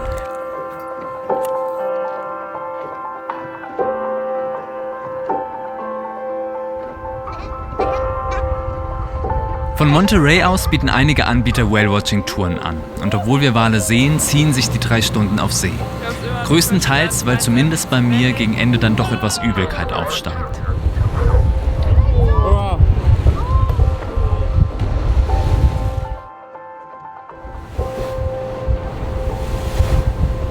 Und dir ist gar nicht schlecht, oder was? Nö, ich hab nur Hunger. Du hast so gefrühstückt. Ja, und die kleine Portion. Mir ist leicht schlecht. Penetrant taub für jeden religiösen Erlösungsbimbam.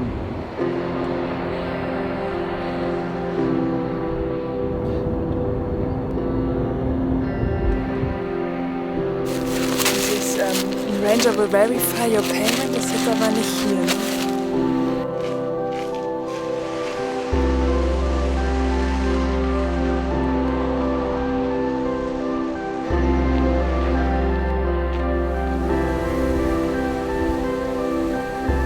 Sag ja nicht nein, wenn es so ist.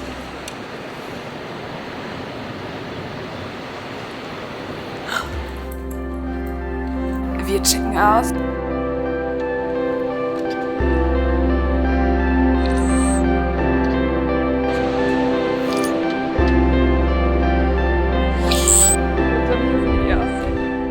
Eine Packung Chips gefressen, ein schönes Brot einverleiben. Wir teilen uns ein Messer, ja? Sea Elephants sind richtige Brummer. Oh je. Die größeren drangsalieren die kleinen. Oh, ja. Oh Gott, er kommt hinterher. Als zweite Basis auf der Route 1 wählen wir St. Simeon, südlich von Big Sur, dem wohl bekanntesten Abschnitt der Strecke. Das kleine Dorf besteht aus Motels und Restaurants, aber irgendwie auf sympathische Art und Weise. Der nächste große Supermarkt ist 50 Kilometer entfernt. Für uns gemeinsam ist die Unaufgeregtheit Kaliforniens wichtig. Wir verbringen mehr Zeit am Meer, mehr Zeit wirklich miteinander. Einfach weil hier die Reize weniger sind, weil uns die Orte nicht alles abverlangen und wir keinen Druck spüren. 2018, als wir das erste Mal hier waren, hatten wir für die gleiche Strecke nur 4 Tage.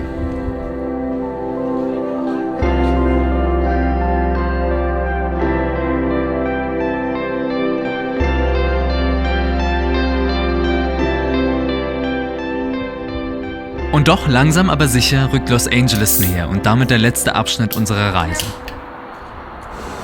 Wir gehen jetzt erstmal lecker schmecker frühstücken. Jeder, der auf Kohlenhydrate steht, ist da gut aufgehoben. Bagels, Peanut Butter. Wir halten in typischen Touristenstädten am Meer, bevor uns die Strecke vorerst von der Küste wegführt.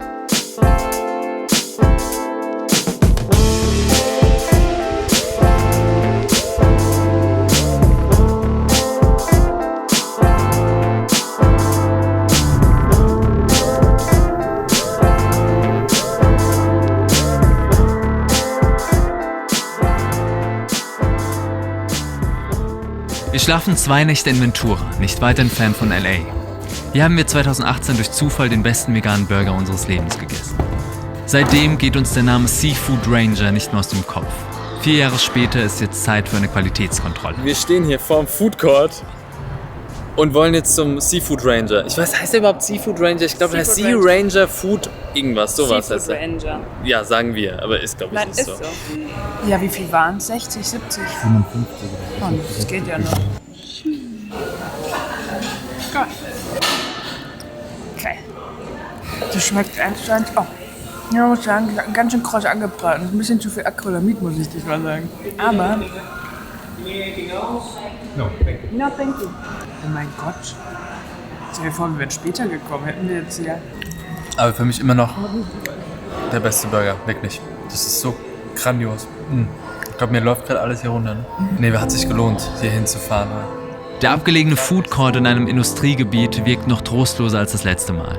Niemand würde hier eine vegane Offenbarung erwarten. Am nächsten Tag geht's weiter mit veganem Fastfood. Das Budget lässt es zu. Die letzten beiden Wochen waren verhältnismäßig günstig. Fetti nicht ohne Grund. Ich rühre ein bisschen um. Die Shakes sind nicht so günstig. Kosten so um die 9 bis 10 Dollar. Aber richtig lecker. Jetzt ist Zeit für Los Angeles. Zeit, endlich den Mietwagen abzugeben. Und das, was direkt auffällt, sind natürlich diese extrem breiten Straßen, so 6-, 7-spurig teilweise.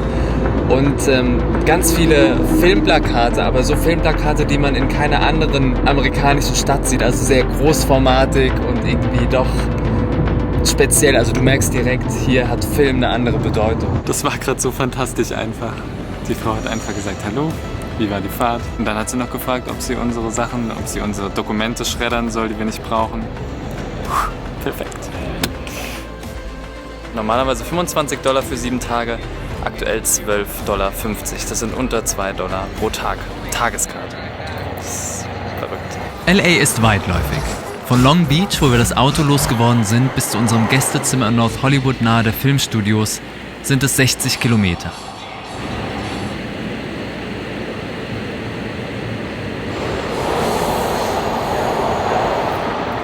Der Verkehr und die Hitze lassen mich kurzzeitig durchhängen. Diese Stadt kann anstrengend sein. Mehr Kontrast zu den letzten beiden Wochen geht nicht. Ja, aber wenn man ankommt, ist wieder alles gut. Okay, noch nicht alles. Es ist direkt warm, ich schwitze richtig, was ich die ganze Reise noch nicht hatte, was cool ist. Ich liebe LA.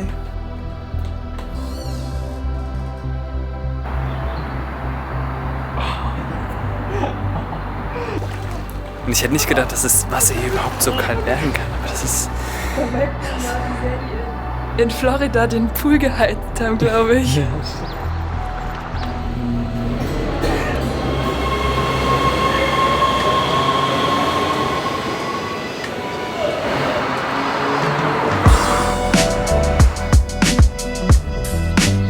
Wir möchten durch vegane Restaurants und Cafés die Stadt erkunden. Das bringt uns an Orte abseits ausgetretener Touristenpfade. Wie hier am Ufer des LA River, den die Stadt seit Jahren wieder in seine Ursprungsform bringen möchte. Wenn man einmal so viel Beton verbaut, dann wird es im Nachhinein teuer.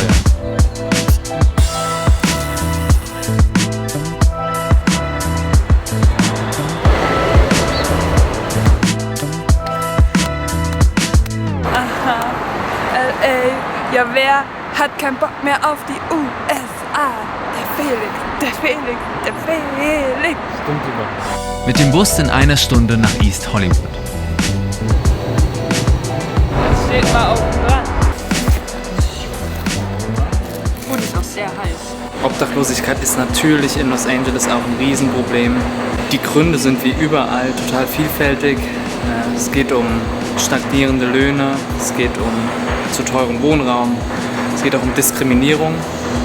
Und ein großer Punkt ist auch die Inhaftierung. Das heißt, 60% der Obdachlosen in Los Angeles haben einmal diesen Zirkel des Gefängnisses durchlaufen und danach bist du praktisch gebrandmarkt. Danach ist es unfassbar schwierig, wieder Wohnraum zu finden, wieder einen Job zu finden und dann bist du eben wieder drin. Wir laufen gerade auf dem Sunset Boulevard von East Hollywood nach Hollywood selbst. Dir gefällt's hier, ne? Du magst es hier. Ich mag's hier. Ich finde LA einfach cool. Das macht mir direkt eine andere Stimmung als San Francisco. Und ich kann es noch nicht mal erklären, wieso. Ich glaube, das ist einfach nur Typsache. Ich habe Birthday Cake. Es ist Gras, Raucherei, danach die Obdachlosigkeit und einfach nur billige Souvenirshops.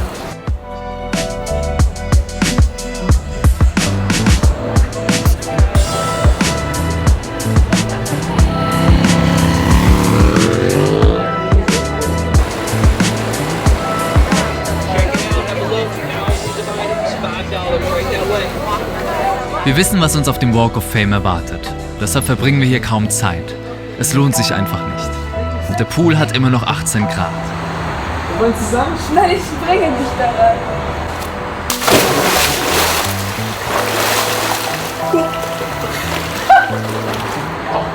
Oh nee. Fass mich nicht an. Wir fahren nicht lange, um dahin zu kommen, wo der Mythos Hollywood entstand. Nach Toluca Lake, wo mit Warner, Universal und Disney 3 der 5 großen Filmstudios ihre Filme produzieren. Warner, Sony und Paramount bieten Touren durch die Studiogelände an.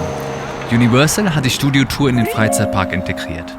Nur Disney verzichtet komplett darauf. This has been around for 100 years. Those are all real Art Deco buildings over there. New York Street was also the starting line for the Great Race for New York Fair. In the early 2000s, we did the premiere of The Batman earlier this year. This area, Anytown, USA. This is Stars Hollow, Connecticut.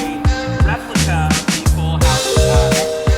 This was not the actual one. Keine andere Stadt der Welt bietet mehr Attraktionen rund ums Thema Film. Nirgendwo bedeutet diese Kunstform mehr.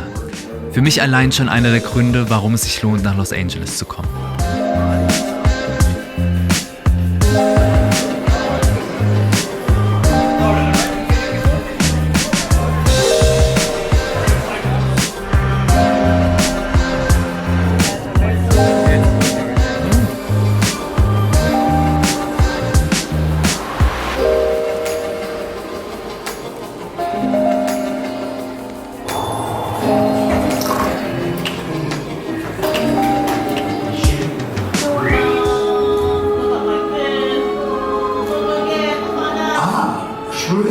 And sharp. Slithery!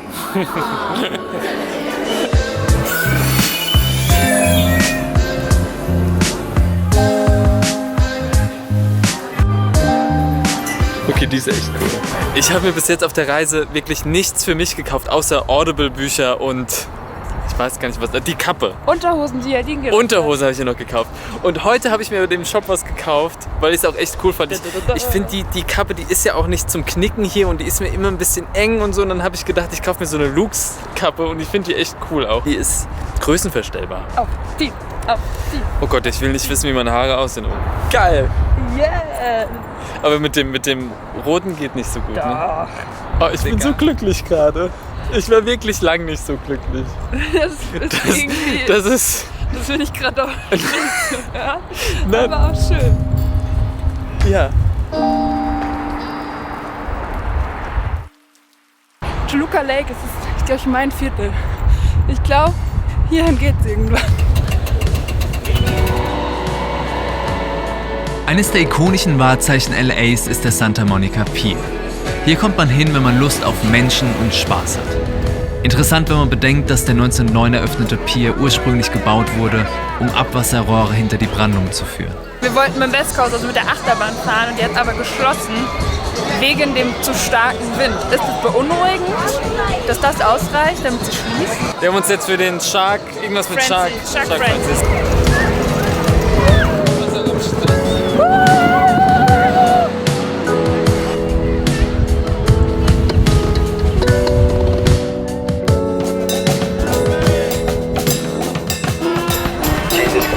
Da, wo Menschen zu viel Spaß haben, sind immer auch Leute, die von Sünde sprechen. Ne? Also ist Sünde nicht weit. Ja. Auf der Rückfahrt spricht uns eine junge Frau in perfektem Deutsch an.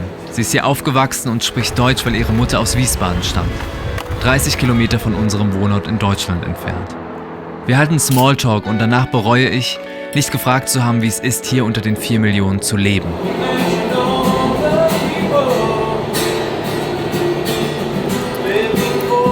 Am nächsten Tag mache ich mich allein auf den Weg nach Culver City zur Sony Studio Tour auf dem ehemaligen Columbia Pictures Gelände. Hier sind die Ausstellungsflächen zwar etwas schlichter, aber dafür ist die geführte Tour an sich freier und länger. Man ist zu Fuß unterwegs und sieht mit strengem Fotoverbot auch ein aktuelles Set, aufgebaut in einer der Soundstages, in denen der Großteil der meisten Filmproduktionen gedreht wird.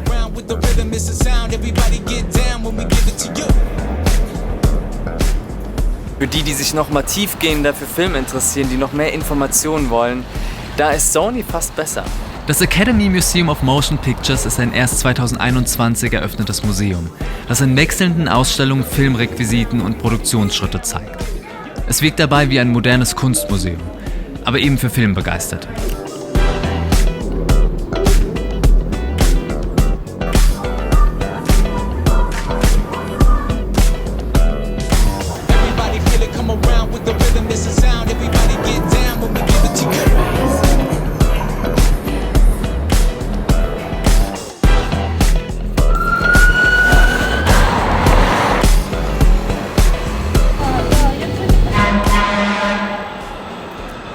Dass wir noch mal draußen essen können, hätte ich auch nicht gedacht. Der vorletzte Abend. Oh Gott, dass wir irgendwann mal mit Winterklamotten in New York ankamen. Ne? Fühlt sich sehr, sehr komisch an. Jetzt soll es morgen 29 Grad werden. Die 7 Nächte, die wir in LA sind, neigen sich dem Ende zu. Damit rückt auch der Flug zurück immer näher. Bevor es aber zurück nach Deutschland geht, wartet noch ein Highlight. 8:45 sind wir hier. So muss es sein. Als wir mit unseren Tickets in den Park wollen, gibt es ein Problem, das wohl nur passiert, wenn man lange unterwegs ist. Wir haben überall gesagt, heute ist unser letzter Tag. Ich habe das gerade eben auf Instagram gepostet und am Eingang haben wir gemerkt, unsere Tickets, die wir eigentlich haben, sind für den 23. Heute haben wir den 22. Wir fliegen aber am 24. Wir waren so durcheinander. Jetzt haben wir unsere Tickets eingetauscht, mussten $5 oder so bezahlen. 50 $50 nochmal für das Ticket umzutauschen jetzt. Oh, wir sind so verwirrt. Was der Fakt ist, wir gedacht haben, dass wir morgen fliegen, wir aber erst am Donnerstag fliegen. Ja, ist doch gut.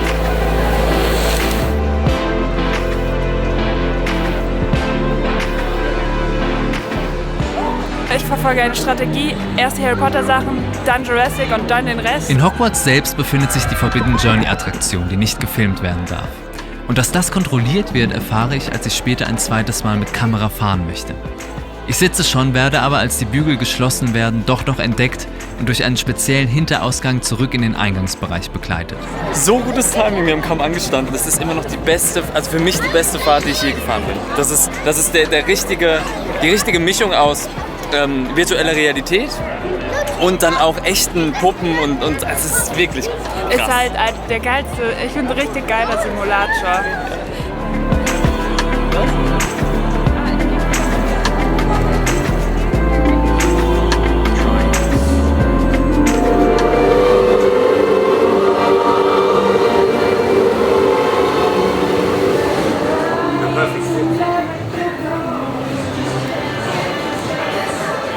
...2018 hatte Melina Tränen in den Augen, weil die alte Jurassic Park Attraktion gerade zu Jurassic World umgebaut wurde. Jetzt haben wir die Chance, es nachzuholen.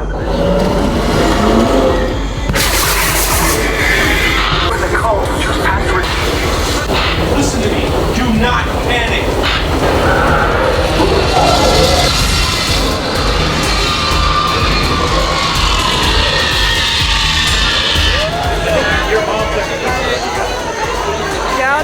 I've been with her ever since she hatched, but we do imprint ourselves upon these animals. What do you guys think? You think she's going to attack? Die Jurassic World Wasserbahn, mega. Transform and roll on.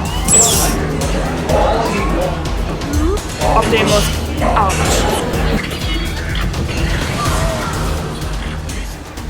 Dadurch, dass man halt das alles schaffen kann innerhalb eines Tages und wirklich alles, und das glaube ich auch relativ entspannt, hast du halt ein gutes Gefühl, wenn du hier rauskommst.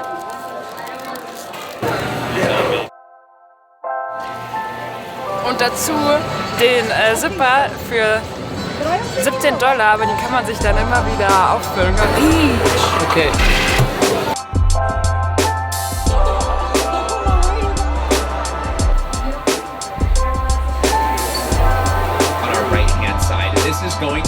Die Studiotour in den Universal Studios ist klar strukturiert.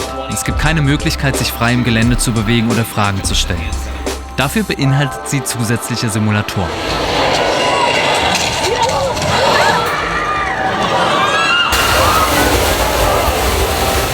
The reason it's called Six Points, Texas.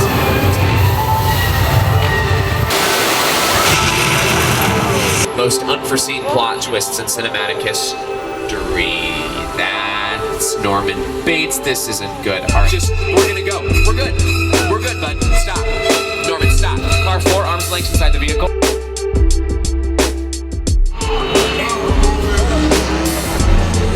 Die 16-minütige Waterworld-Stunt-Show begeistert seit 1995 Besucher. So sehr, dass sie seit der Neueröffnung 2021 sogar Teil des Universal Studios Peking ist. I hate to break it to you, but we're doing a Kung Fu Panda show. Vanille Coke. Dann hatten wir noch Cherry Vanille Coke. Die war disgusting. Rundum gelungener Tag. Es fing gut an, wir waren früh da. Und die Zeit ging so schnell vorüber. Ja. Und wir haben es wirklich geschafft, alles zu fahren, bis auf Pets und die Atmosphäre. Sau cool. Und das Coole ist, wenn man hier rausgeht, kann man nochmal über den Citywalk schlendern. Nach fast 3 Monaten endet am nächsten sonnigen Tag im Garten unsere Reise. Eine Zeit, in der wir gerade durch das Übernachten in Gästezimmern und die Nutzung öffentlicher Verkehrsmittel etwas über dieses gegensätzliche Land gelernt haben. Unser Host David, der uns begeistert in New York empfängt. Larry aus Nashville, der Daytrader ist und währenddessen auf sein Kind aufpasst. Chris und Emily aus New Orleans, die uns Focaccia vorbeibringen. Juliet und Ed aus Memphis, mit denen wir uns über das Schulsystem unterhalten. Anthony und seine Frau aus San Francisco, die ein Kind erwarten, es aber nicht dort aufziehen möchten. Oder Grace aus Los Angeles, die uns mit Wein, Cocktails und Obst versorgt. Fremde Menschen und Orte machen eine Reise interessant. Das Reisen an sich lässt uns etwas wagemutiger sein. Entschlossen, das Leben auszukosten, nicht bequem dem Besitz hinterherzulaufen. Und auch wenn wir nicht fort möchten, gibt es Vertrautes, das auf uns wartet. Wir freuen uns irgendwie auf unsere Routinen, auf doch auch mal Familie und Freunde wiederzusehen. Auf eigene Bereiche auch wieder. Genau, aber natürlich, es ist zu Hause, bedeutet halt auch wieder Alltag. Alltag muss nicht unbedingt schlecht sein, aber es ist doch irgendwie...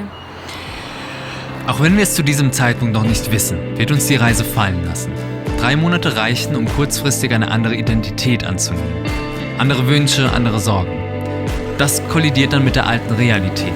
Das hier wird als Regular Size betitelt. Für mich sieht es wieder aus, als wäre es mal knapp ein Liter. Nachdem wir uns im Laufe des folgenden Jahres fast getrennt hätten, haben wir uns selbst und einander nach Monaten erst wiedergefunden. Was uns nicht davon abhalten wird, bei nächster Gelegenheit wieder aufzubrechen. Die USA haben uns etwas über Gegensätzlichkeit beigebracht. Über Armut und Reichtum, über Gewalt und Kunst, über Konsum und Verzicht. Dieses Land, obwohl es so reich ist, hilft nicht denen, die wenig haben. Ein Land der überbreiten Straßen und überbreiten Autos. Nur auf die sichernden Gehwege an den Seiten verzichtet es.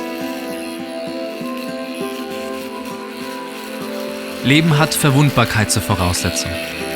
Rainer Maria Rilke.